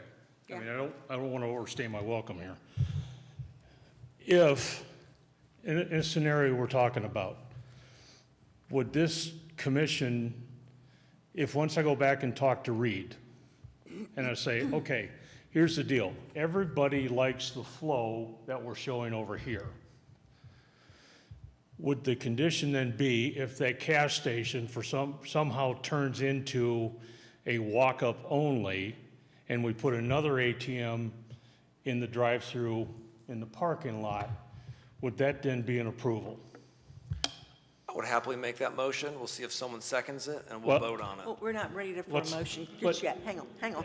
I'm not saying make that specific motion. I think we're going to table this, and we're going to talk to staff some more, and I want to talk to my owner, my client. But what I'm asking, and it sounds like you're willing to make that motion, and it sounds like this commission would approve that. I want to check with the planning director to make sure that compromise would fly. As far as And code again, is I'm just throwing concerned. out scenarios, As so far I as- understand what to go to my client with. So that's all warrantable, right? But if we were to follow strictly the code, it'd be 124-foot driveway.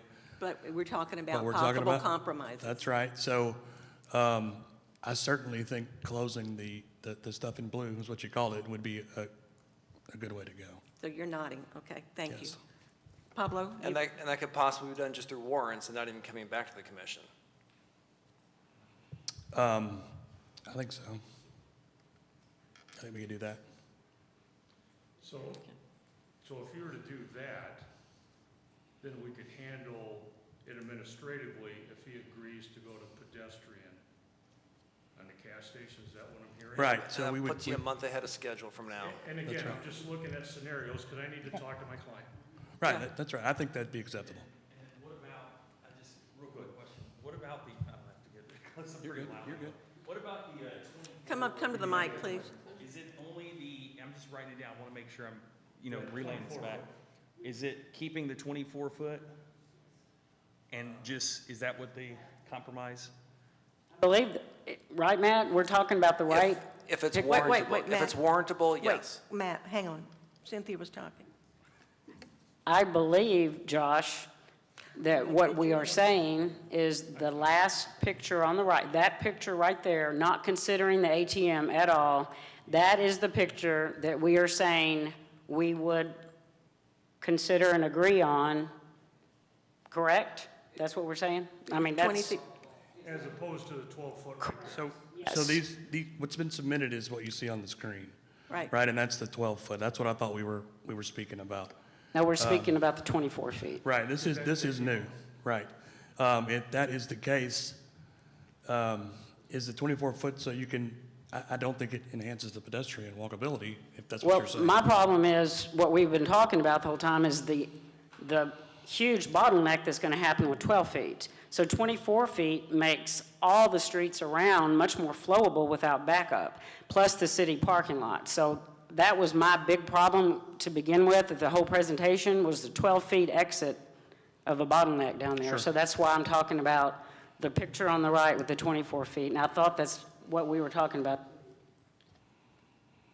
So in my mind, in order to consider widening that onto Spring Onto Street, Spring, yeah. you would lose one of the red on to the north. And I would think that would be the center, right? So you would close the blue, and then this one that's between the farthest north. That, to me, I would rather bring, that would be my recommendation. So Right. you want to eliminate, I'm sorry, you want to eliminate one of the ones, the 12 feet at the top by doing that? What I want to do is reduce the pedestrian conflict as much as possible, and we would be trading 12 foot at the southwest side for 12 foot on the center at the north. So doing That's that just my- trade-off makes a that's big my mess recommendation. again on the picture on the right, the way it's written, 24 feet, 12 and 12, is the one that I thought we had come to consensus and we're agreeing that made the most sense. Right, this is the first time I've seen this. It's never been submitted. So I can only speak to what Oh, it has is on not this- been submitted. Correct. This is a new exhibit that they made for tonight. It has been submitted, we reduced it based on comments previously. Right. It's not on the latest submission. Correct. It's not in Okay, what's so submitted. you would have to submit it Yes, for them to consider it, Correct. correct. but they would consider it. And would it be Yes. warrantable, or would it need to come back to us? I think we can get through it. Okay, all right. Pablo, you've been very patient. Well, I was going to talk about widening,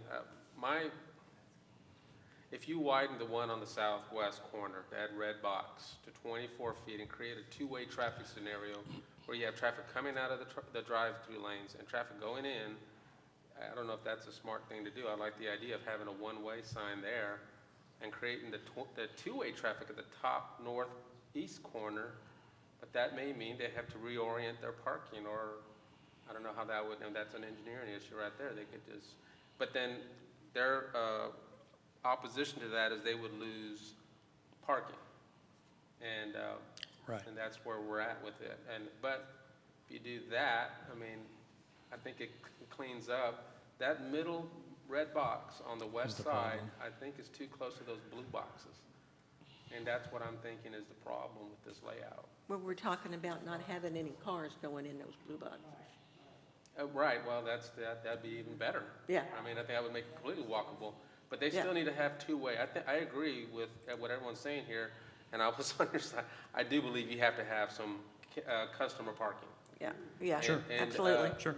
And I think the right thing to do is to not have these requirements and have them a mathematical formula of your building, because then we're putting them at a disadvantage, because now they're having to balance both of those things, and they're forgetting the intent of this code, which is walkability. Okay, so Trey and company and Jennifer are willing, are nodding their head that it could be warrantable with some conditions.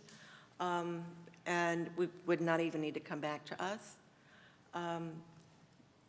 I'll entertain a motion. What is the option, motion's option is what? Well, we can either defer, we can approve as requested, or we can, the item is to deny. I will make a motion to defer. Second. You want to say something, Matt? I would like to say, because I know this deferment is, I just put it in there that I'm in favor of deferment, but at the same time, they may not reach a warrantable situation with the city staff, and can we put in the motion that we're happy to have another meeting a little bit quicker, because I do feel for construction schedule timelines and getting projects off the ground as part of that motion. A favorable amendment might be that, and the Planning and Zoning Commission stands ready to meet as quickly as practicable if warrants are not issued. That work? That work? Yes. Okay. She accepts my amendment. Trey? Bracken, I think we can have you an answer of where we sit by Thursday, so then we'll send out something and look for a date to schedule. if Cool. That's the case. Okay. All right. Let's vote. Call the roll, please, ma'am. Can I ask a question? This was rejected by the staff because it did not meet our code. And the proposal also does not meet our code. So why doesn't it have to come back to us? Because there are some things that if they make if they would compromise on some issues, it would enable staff to administratively approve the project. If compromises are not made that will allow the staff to administratively approve, then it will come back to us. Am I stating that correctly, Mr. Job? Yeah, well, and everything ties back to those three Walkability? intent statements. Well, Yeah. the three intent statements, right? So if we can find a geographically sensitive reason or something that's authentic to Bastrop, and I know you've all heard this several times, but if those three big intents, if those can be met, that's why something can be a warrant can be provided for that. Or fiscally sustainable. I forgot to say the third one, but yeah. Okay, thank you. Sure. Call the roll, please, ma'am. Yes, Madam Chair. Cynthia Meyer, Yes. Cheryl Lee, Yes. Debbie Moore, Yes. Glenn Johnson, No. Matt Lassen, Yes. Pablo Serna, Yes. Carrie Kaler. Yes. Motion passes. Thank you very much. Thank you for your consideration. You're welcome. Now, if I can find my agenda, it's somewhere in here.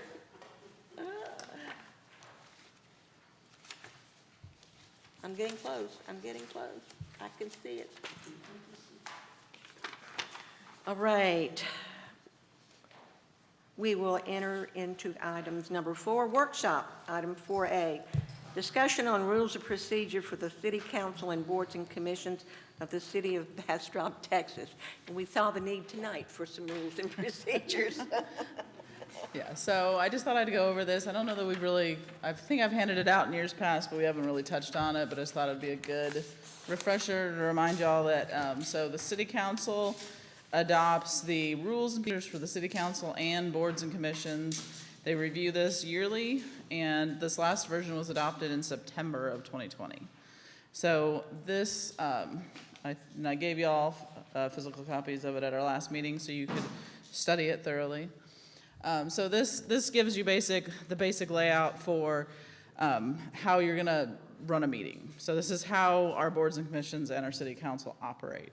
So it's broken down into 7 sections. The creation of the rules and procedures, the general rules and procedures of boards and commissions and council, basic parliamentary procedure, so how to do motions, how to second, how to make amendments, all of that detail is in there. And there's actually also a little handy chart at the back that tells you when they require a second, when they require a vote, when they require a supermajority vote. This is when you get like a really long meeting where you have lots of votes and amendments, then things get confusing that we get to pull out the chart and figure out how to unnest all of our motions. Agenda order, so we have, as staff and with the board chair, commission chairs, we usually submit, since we're mostly review boards in the planning department, a lot of our agendas are driven by applications that come in addition to topics. So that agenda is created and sent out to the commission chair to go over, review, make any changes.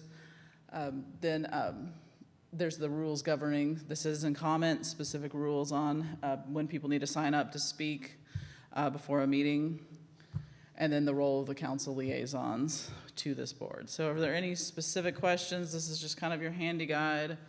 So you don't, if you've ever had to read, we're actually under Rosenberg's rules, which is a much easier to read set of parliamentary procedures. But Robert's rules, like I have a book in my office that's that big, so it's a fun, I've been through training. It's a very, very long training.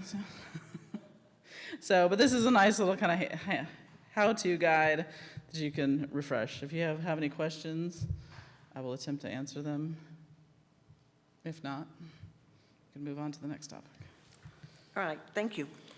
Item 4B, discussion on comprehensive plan, executive summary, chapter 4, housing and neighborhoods, and any other follow-up the February meeting. I think my wording got a little off on that. So just kind of a reminder, I've been talking a lot internally to staff about the comprehensive plan. So the comprehensive plan was adopted in 2016, and there's a specific amendment process that, implementation and amendment process that are built into the code. So there are steps that we're supposed to take every year. We've been so busy the last 5 years, I will say that has not gotten done with the consistency that it should have. But there's a 5-year update, and when we say a 5-year update, that's not gonna be a rewrite of the entire book. Typically, what a 5-year update looks like is you review the specific goals and objectives, figure out which ones still apply, if you need to revise some, update some very specific things, and have it's usually an attachment to the document. It's a summary of the changes that have happened over the last 5 years.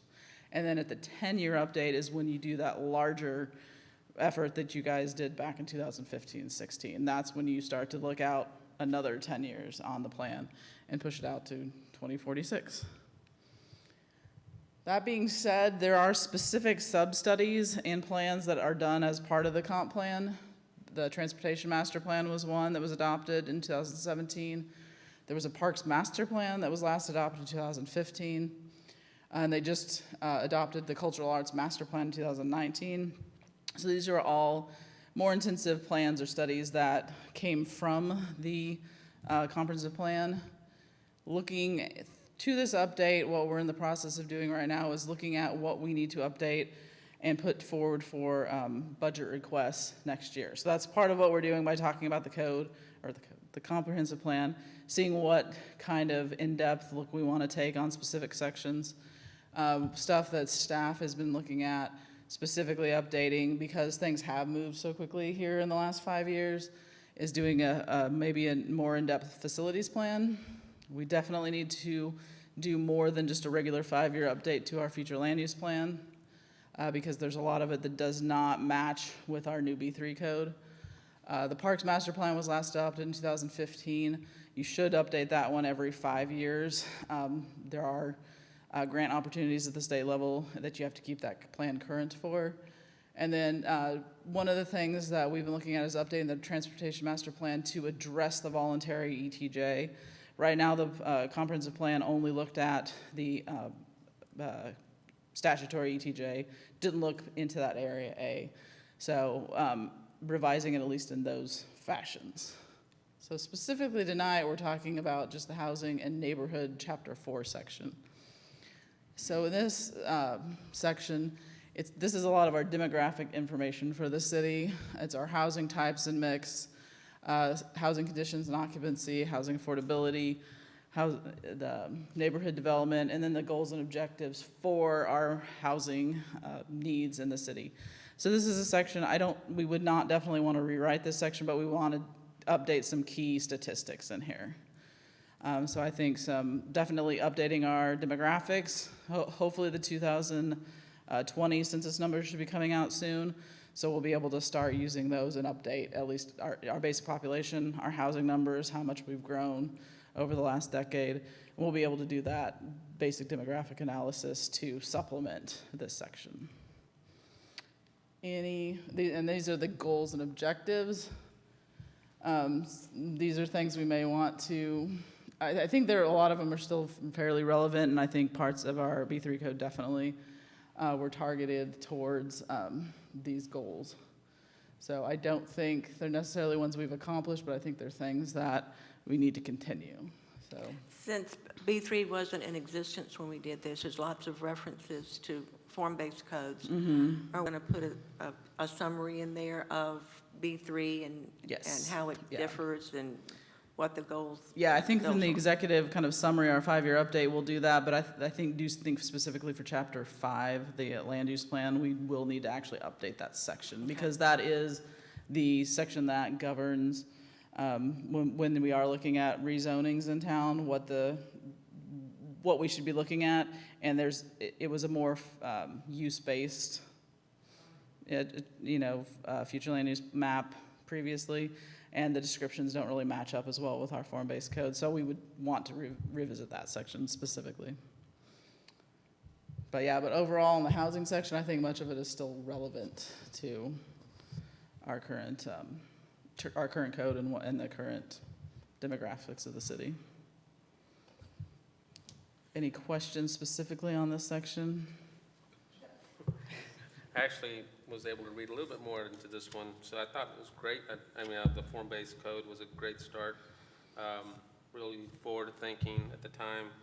And then what we have in the B3 just kind of builds upon that, so we still have a form-based code to an extent, but at a lot better scale. There's a section on here that talks about, on the page 24, 4-24, cohesive visual identity, and it has a section on facade articulation. And do we have an articulation or sidewall articulation component? So we don't have that addressed specifically in the B3 codes. It's addressed in the pattern book, but a lot of the pattern book is not mandatory for, it's not mandatory for anything outside the Airedale district, and only specific parts of it are mandatory within the Airedale district. The parts of the more that speak towards articulation are the what we call them encroachments in Chapter 6 of the B3 code.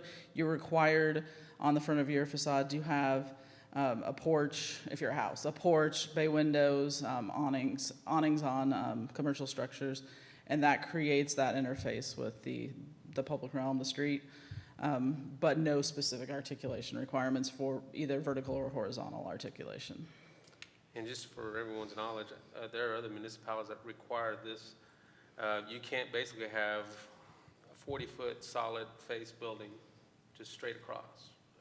You'd have to go so many feet, step back a couple of feet, go a few feet, and go back and forth. That's that articulation that kind of creates a pattern on that side of the building.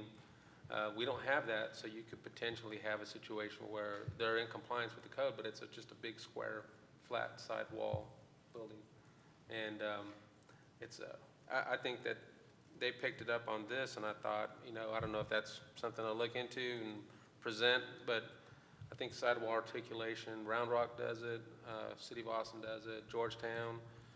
I think a lot of the towns that we looked at as model historic districts have that, or historic-based forms have that in there. Yeah. And I don't know, we don't have something, so. There was another one on focal points, and I see where on the master plans, and they're great. This one kind of identifies focal points as part of an overall master plan, maybe like turnarounds and in the streets, where you have like a roundabout or things like that, and creating these focal points throughout the city. Mm-hmm. So I'm not aware of how are we incorporating that? So in the B3 code, how we incorporate that is when, so any site over 3.4 acres is required to do a neighborhood regulating plan and lay out their place types. And part of that is also laying out civic space requirements, and those civic space requirements can be met through like pedestrian nodes, kind of green space on streets, and one of the other things is the streets should be laid out with terminal vistas, which is that focal point. So that should be a requirement in all of the neighborhood regulating plans on how they're. So if they're not going to continue a street and it's going to dead end, they need to have some kind of a terminal vista at that point. So I think that speaks towards what that intent was. That's good. That was my question. Thank you. Thank you, Pablo. So insightful. All right. Any other questions on that? Yeah, I have a question. So I think when we met last, I asked if we could get some type of report or a progress report to see what's been accomplished and what hasn't been accomplished.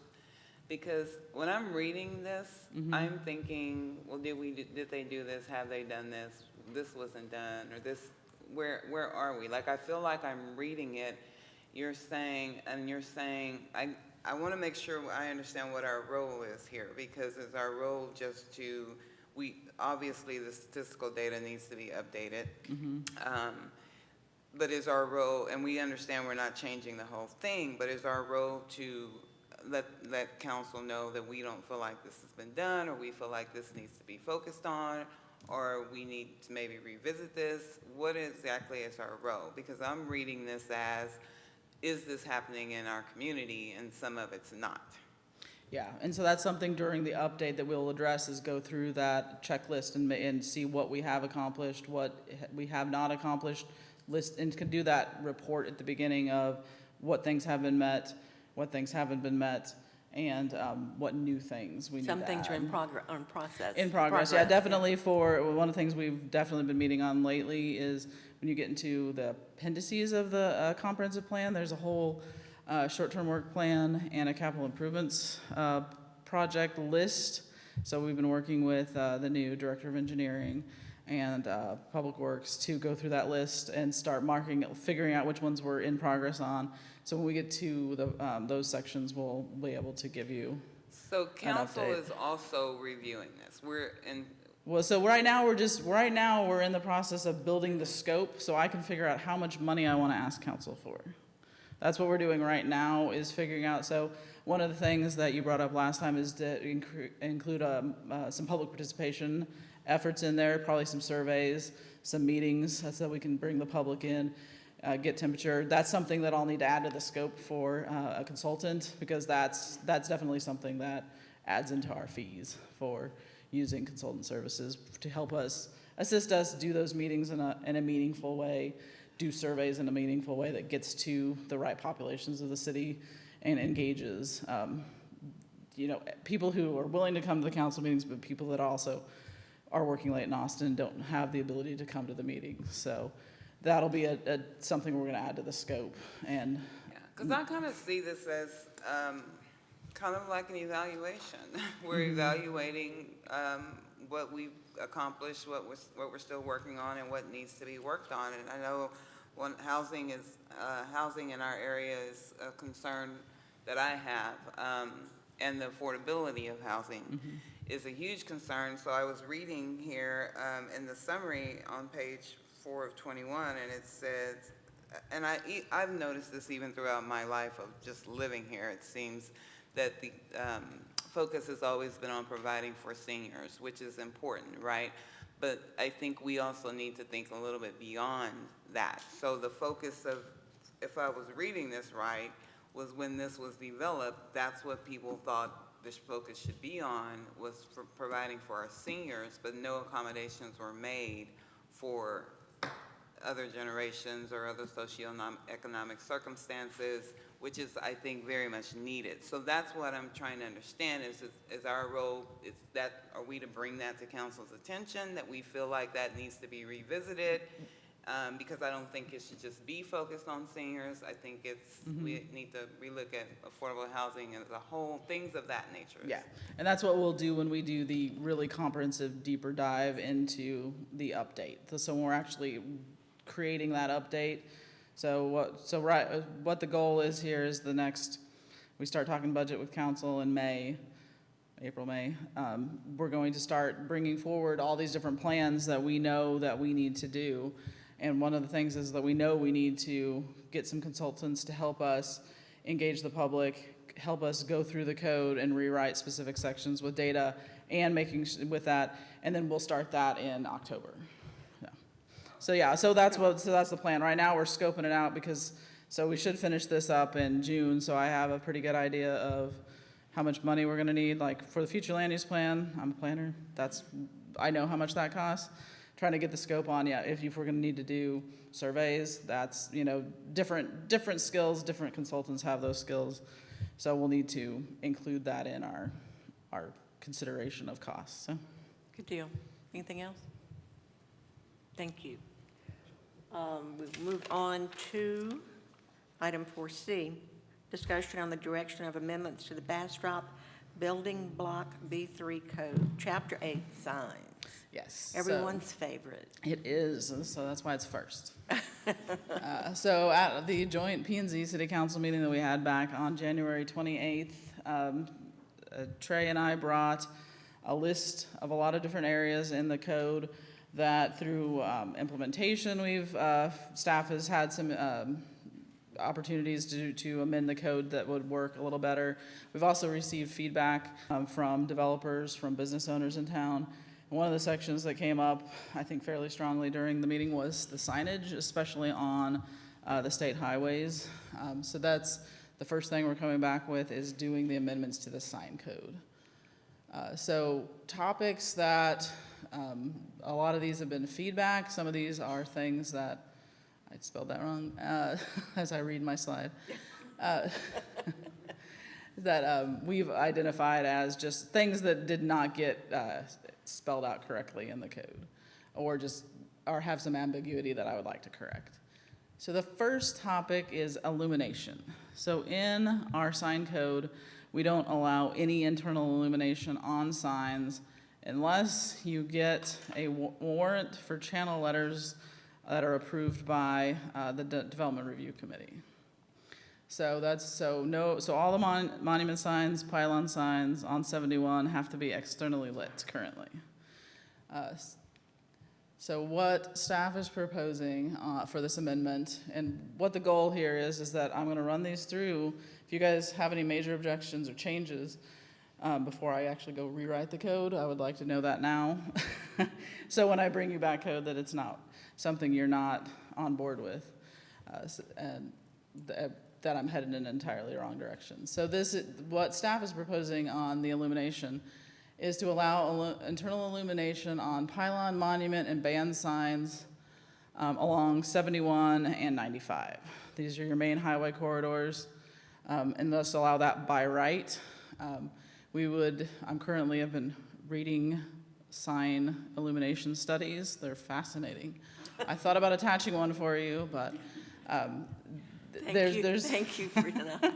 there's a lot of interesting data about there, and in there about different light levels for urban cities, mid-level cities, which is more what Bastrop is, and then rural areas, which is when we get out to the ETJ, where the light standards we'd be looking at are. One of the things, the signs definitely need to dim at night if they're illuminated during the day. They need to be brighter than they are at night. And then currently our code does require that they're supposed to be turned off when the business is closed. That's something I had need to do a survey on to see. I do know the Family Dollar definitely turns theirs off at night, which I was proud of.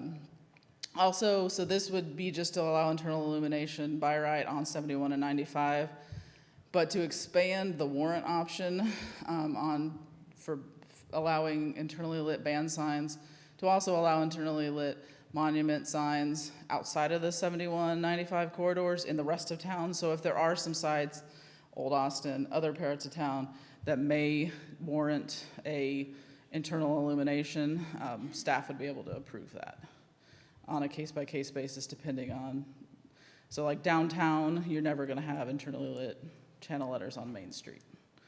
That's not ever going to be an appropriate sign type in the Main Street corridor.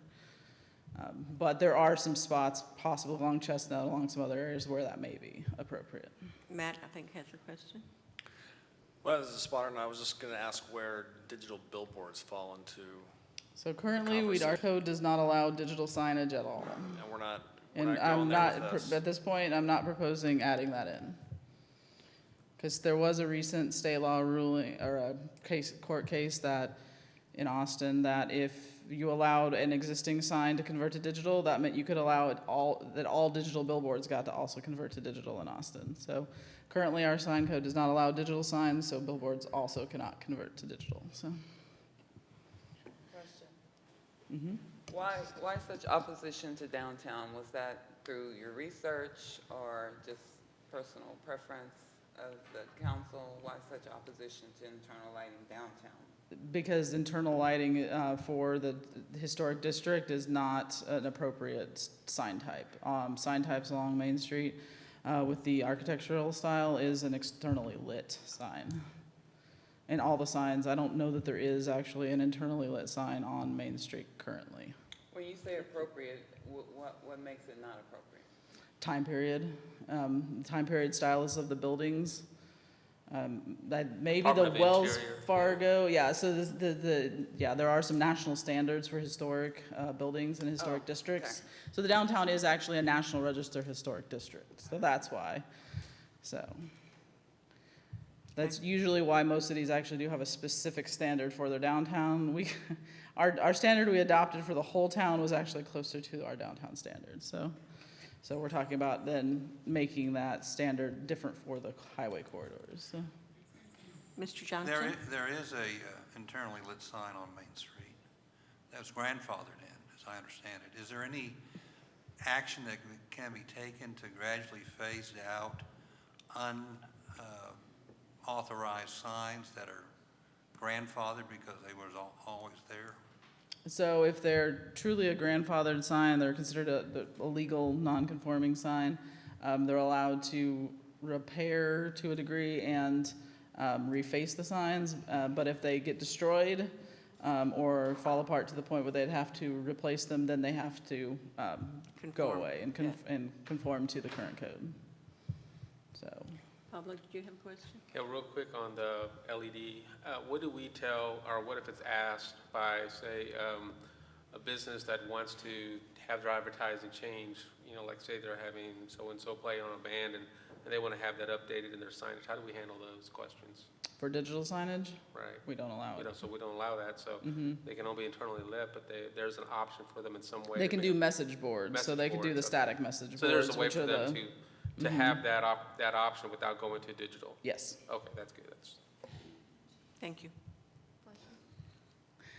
Also, one of the other things with the light standards is making sure we're compliant with our other certifications in town. We have we have some dark sky standards in our code. Bird City, actually, light is a big consideration for bird cities and certification. And we also have a scenic city designation that signage and lighting are a component of that designation. Also, enforceability. I'm trying to make sure we get something that the sign applicants can actually include easily include on their permit, and that we can check. I have a question. On the research for compliance with dark sky and Bird City, if there's a municipality requiring photometric drawings, which normally they can provide to clients, but it would be really good to include that in the document so that we know what the light levels are. So we require photometrics at site development plan, but signage usually changes, and that hasn't been an area that's addressed. So that's one of the, so if we can either address it through a limit on light output, then that may be an easier way to go than trying to redo a photometric on each site. So, but it's an option. So. Okay. So similarly, 71 and 95, as I earlier stated, the sign code for the highways is exactly the same as for downtown right now. We have a one-size-fits-all sign code. So what we are proposing is to create a State Highway 71 and a State Highway 95 corridor that specifically addresses signage for those areas. The one way we did do it in the existing code was pylon signs or pole signs are only currently allowed on 71 at 35 feet tall and on 95 at 20 feet tall. So that would stay, but this would define an actual corridor. One of the things looking at 71 specifically, there are a lot of businesses that have visibility to 71 but do not necessarily have actual lot frontage onto 71. The way some of those shopping centers are structured, like the Seton Hospital does not actually have any frontage onto 71, although it is visible from there. So we're proposing a range of the center line of 71 as the corridor. So any lot that touches within that boundary would be allowed to take advantage of those standards. And then for 95, that corridor is not as deep. We're proposing that would just be things that actually front 95. Because in the city limits, that doesn't go far. And then one of the longer term projects that we're not tackling right now is to create those corridors for the other highways that go into the ETJ where our sign standards do apply. But that would be 95 or 969, 71 as it goes towards Austin, those areas. But I think that'll be a larger study that we need to do to create specific standards for those areas. So for band signs, which is what we call wall signs, that is one of the biggest feedback I have received, is that we currently only allow band signs to be 3 foot tall maximum and 18-inch lettering. And that applies to all the frontages on 71. So what I'm proposing is to do that you can do up to 15% of the first floor area of the front of your building can be signage. No height limits, no length limits.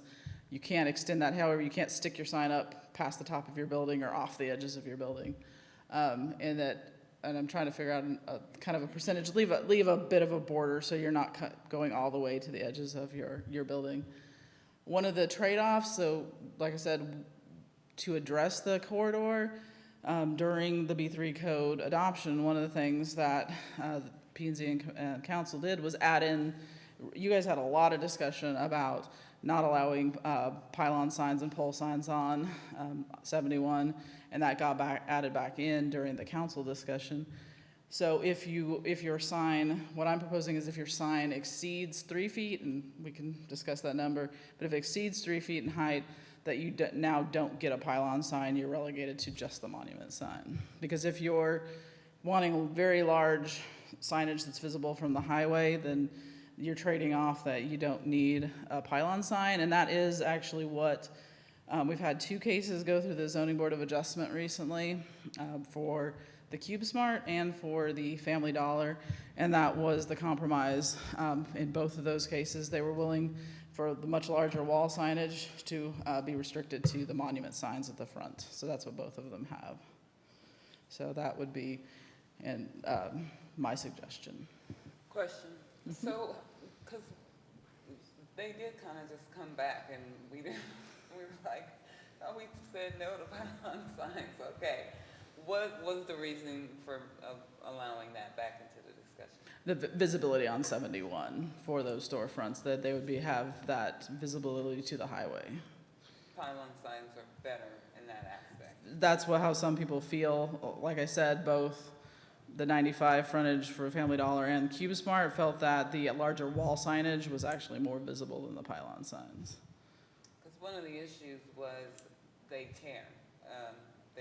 I remember seeing pictures of some that were damaged and holes, and what was there discussion about what was to happen if that were to happen in terms of repair for those types of situations? Yeah, we can cite an owner for a sign or building in disrepair. So we can cite people with broken signage. And our code enforcement officer does do those when they're pointed out. So. You have a question? Judy, I still think we need to get ahead of the curve with 969 and 304 and just establish scenic view corridors. Or they're going to start putting signs up, and then we just, that scenic view corridors, other groups, other cities do that. Yeah. Part of how we're tackling this, so we are writing all these code amendments in-house, and there are only so many of us in the department, so that, along with doing project review, so we're kind of biting it off one bit at a time. We're starting with signs, and then we'll move on to the subdivision and kind of restructuring of the code. But that's on the radar. Yes, but it's on the radar. It's still on the list, yeah.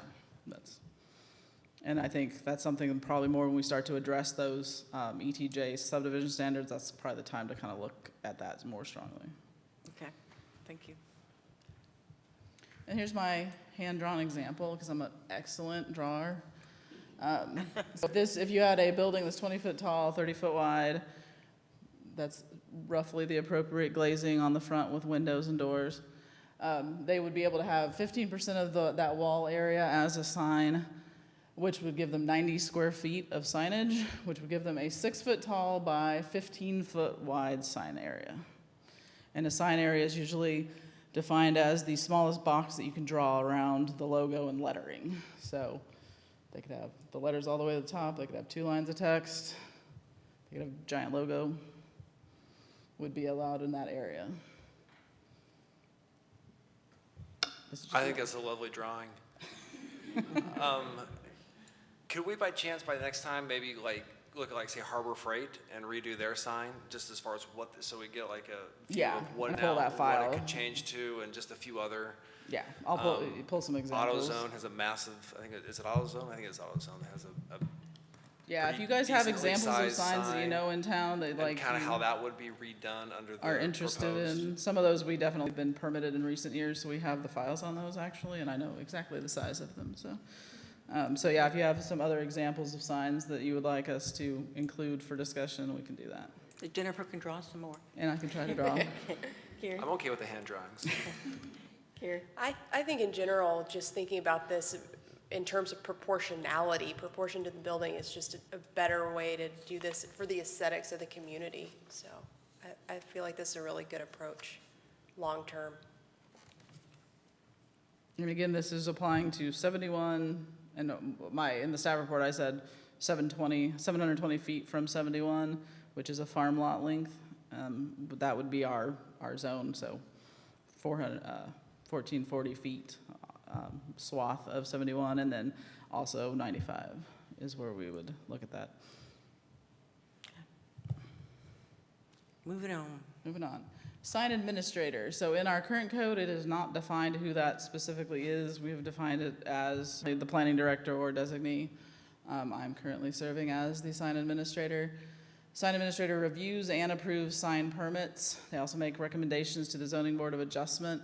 And the sign administrator can administratively approve a master sign plan, or if they feel like that this master sign plan is too large in scope for the ask, that they can forward that to city council for consideration. So a master sign plan is appropriate when you have a shopping center, but like Burleson Crossing has actually their own sign code that was adopted when that was under construction. So they have those joint use pylon signs. They have specific standards they have to follow in that shopping center. That's when those are appropriate, because you may have multiple signage that needs to be clustered in certain spots and a uniform theme you're wanting to follow. Or in this case, like Quick Trip is currently going through that process because they have some extra signage that isn't contemplated in our code for internal weight scales, which is a unique requirement of their site. So what we're proposing is just to formally define that the sign administrator is the director of planning or their designee. And then one of the other things is the sign warrants, as they're described within the sign section, have to go to the Development Review Committee for a vote for approval to move that approval to the sign administrator as an administratively approved process. Because right now it's the Development Review Committee is our representatives from Public Works, the Electric Department, Engineering, Planning. I've lost who all's on Fire Department.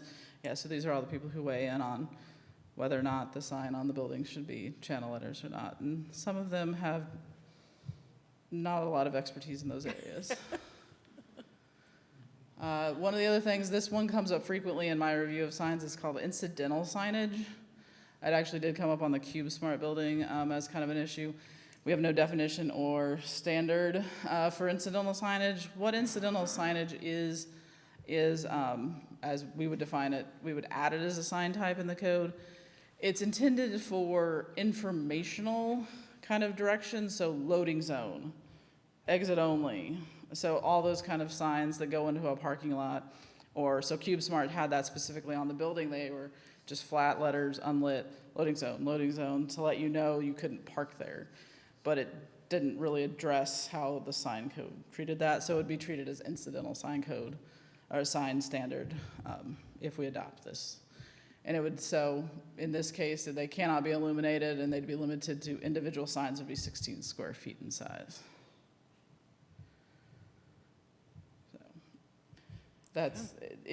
We did have an incidental sign standard in our previous code, so this would be adding that back in. There's a lot more of them than you think there are on a site. Also, type of signs requiring a permit. So during our code rewrite, we had a lot of discussion about the temporary signage, and the end result was that the temporary sign section from our current code got copied over. It still makes references to the old zoning code in a couple places, and it's not always clear where specifically a permit is required. So for some temporary sign types, like your garage sale sign that you're putting in your yard, that's gonna be there for the weekend, you don't need a permit for that. But for other sign types, you will need a permit based off of their size and location. The sign code also requires a permit for an address sign, and we're recommending removing that section from the signs. So what we're proposing, clean up the sign section for inconsistent references to the zoning code, specifically require permits for temporary signs for banner signs, construction site signs, and development information signs. Those second two signs are ones that go up on sites, usually while they're under construction or as the developer is building out, that provide information. They're usually fairly large in size, so they warrant a permit just to make sure that they're properly grounded, also that they're not in a site triangle. Yeah. Same with banner signs, they're supposed to be up for a limited amount of time. The permit allows you to track how long they're up and also make sure they're put on the right place in the building so they're not blocking pedestrians and that they're anchored properly. Also, there's a section that was about light pole mounted banners, and I feel like that section either needs to be moved some more or just removed from the code in general because it only applies to our city-owned light poles that are in the right-of-way, and those signs are managed by the Main Street program. So they're not a sign type that someone can come into my office and apply for. So I feel like they're not something that needs to be in there. We do have a section in there that applies to governmental signs, so I feel like that needs to move into that section or remove the reference. And for the address signs, there's a conflict. It creates a conflict in our code with the International Building Code and the International Fire Code, because both of those codes have specific requirements for addressing your building. That's one of the things they check on before they issue certificates of occupancy.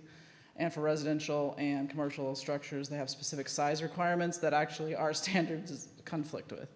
So we were going to just remove that entirely. Addresses have to be on buildings. They don't need to be permitted. They're actually required during the permit process for buildings. So, Question. Do we need to clarify that they cannot be backlit either in certain areas? we could do that. 'Cause I think I recall the Art Center on Main Street had a backlit address. They talked about it, but they didn't actually do it, I don't believe, so.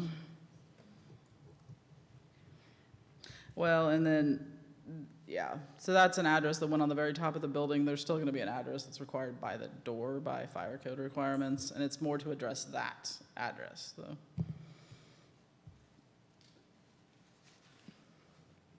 So the next steps is to get any feedback, take the feedback I have gotten, and draft those into amendments to bring back to you at your next meeting, to have a public hearing and recommendation, and then forward that on to the city council to get that to a public hearing and first reading in May, so they could hopefully adopt these new sign standards in June.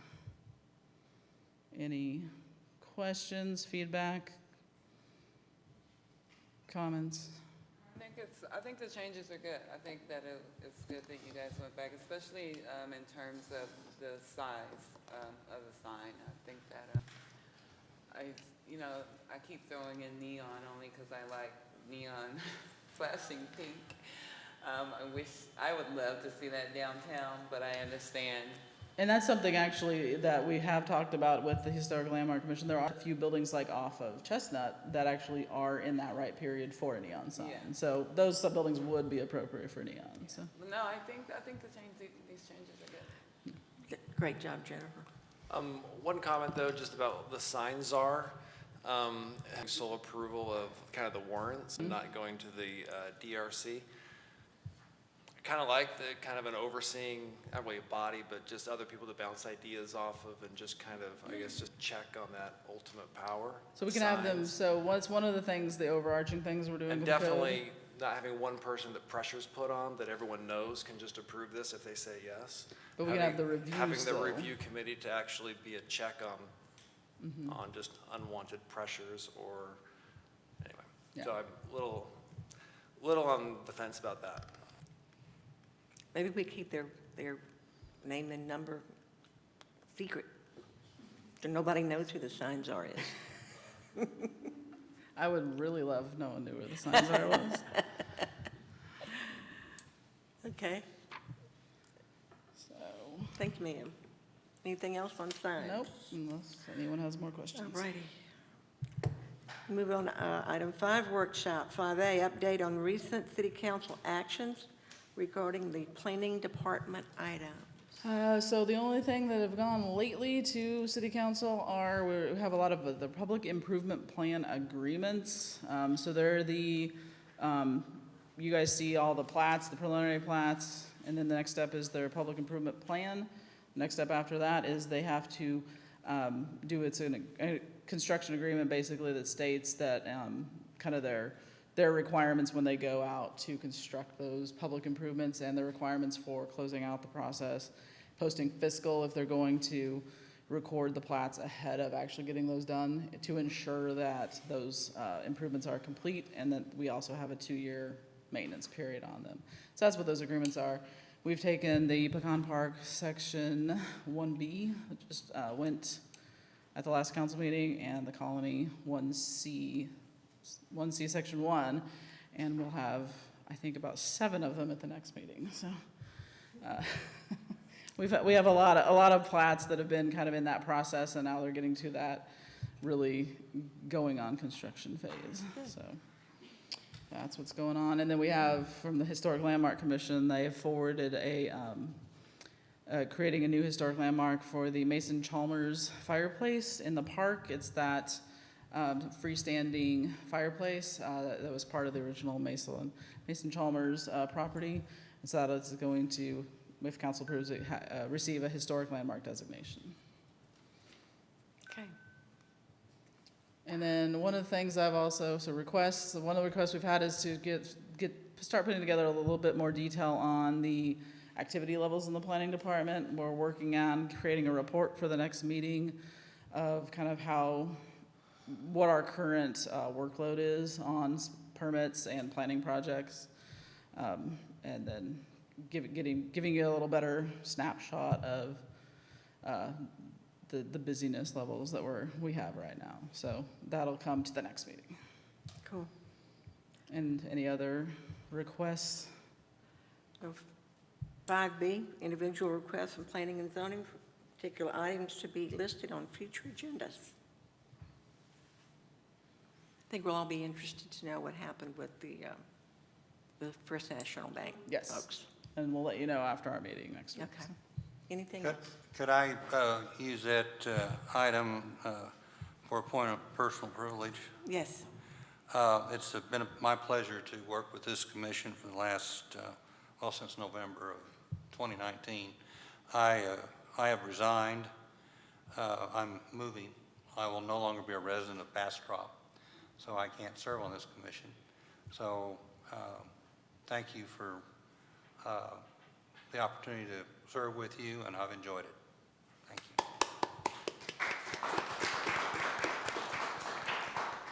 We appreciate your time and expertise.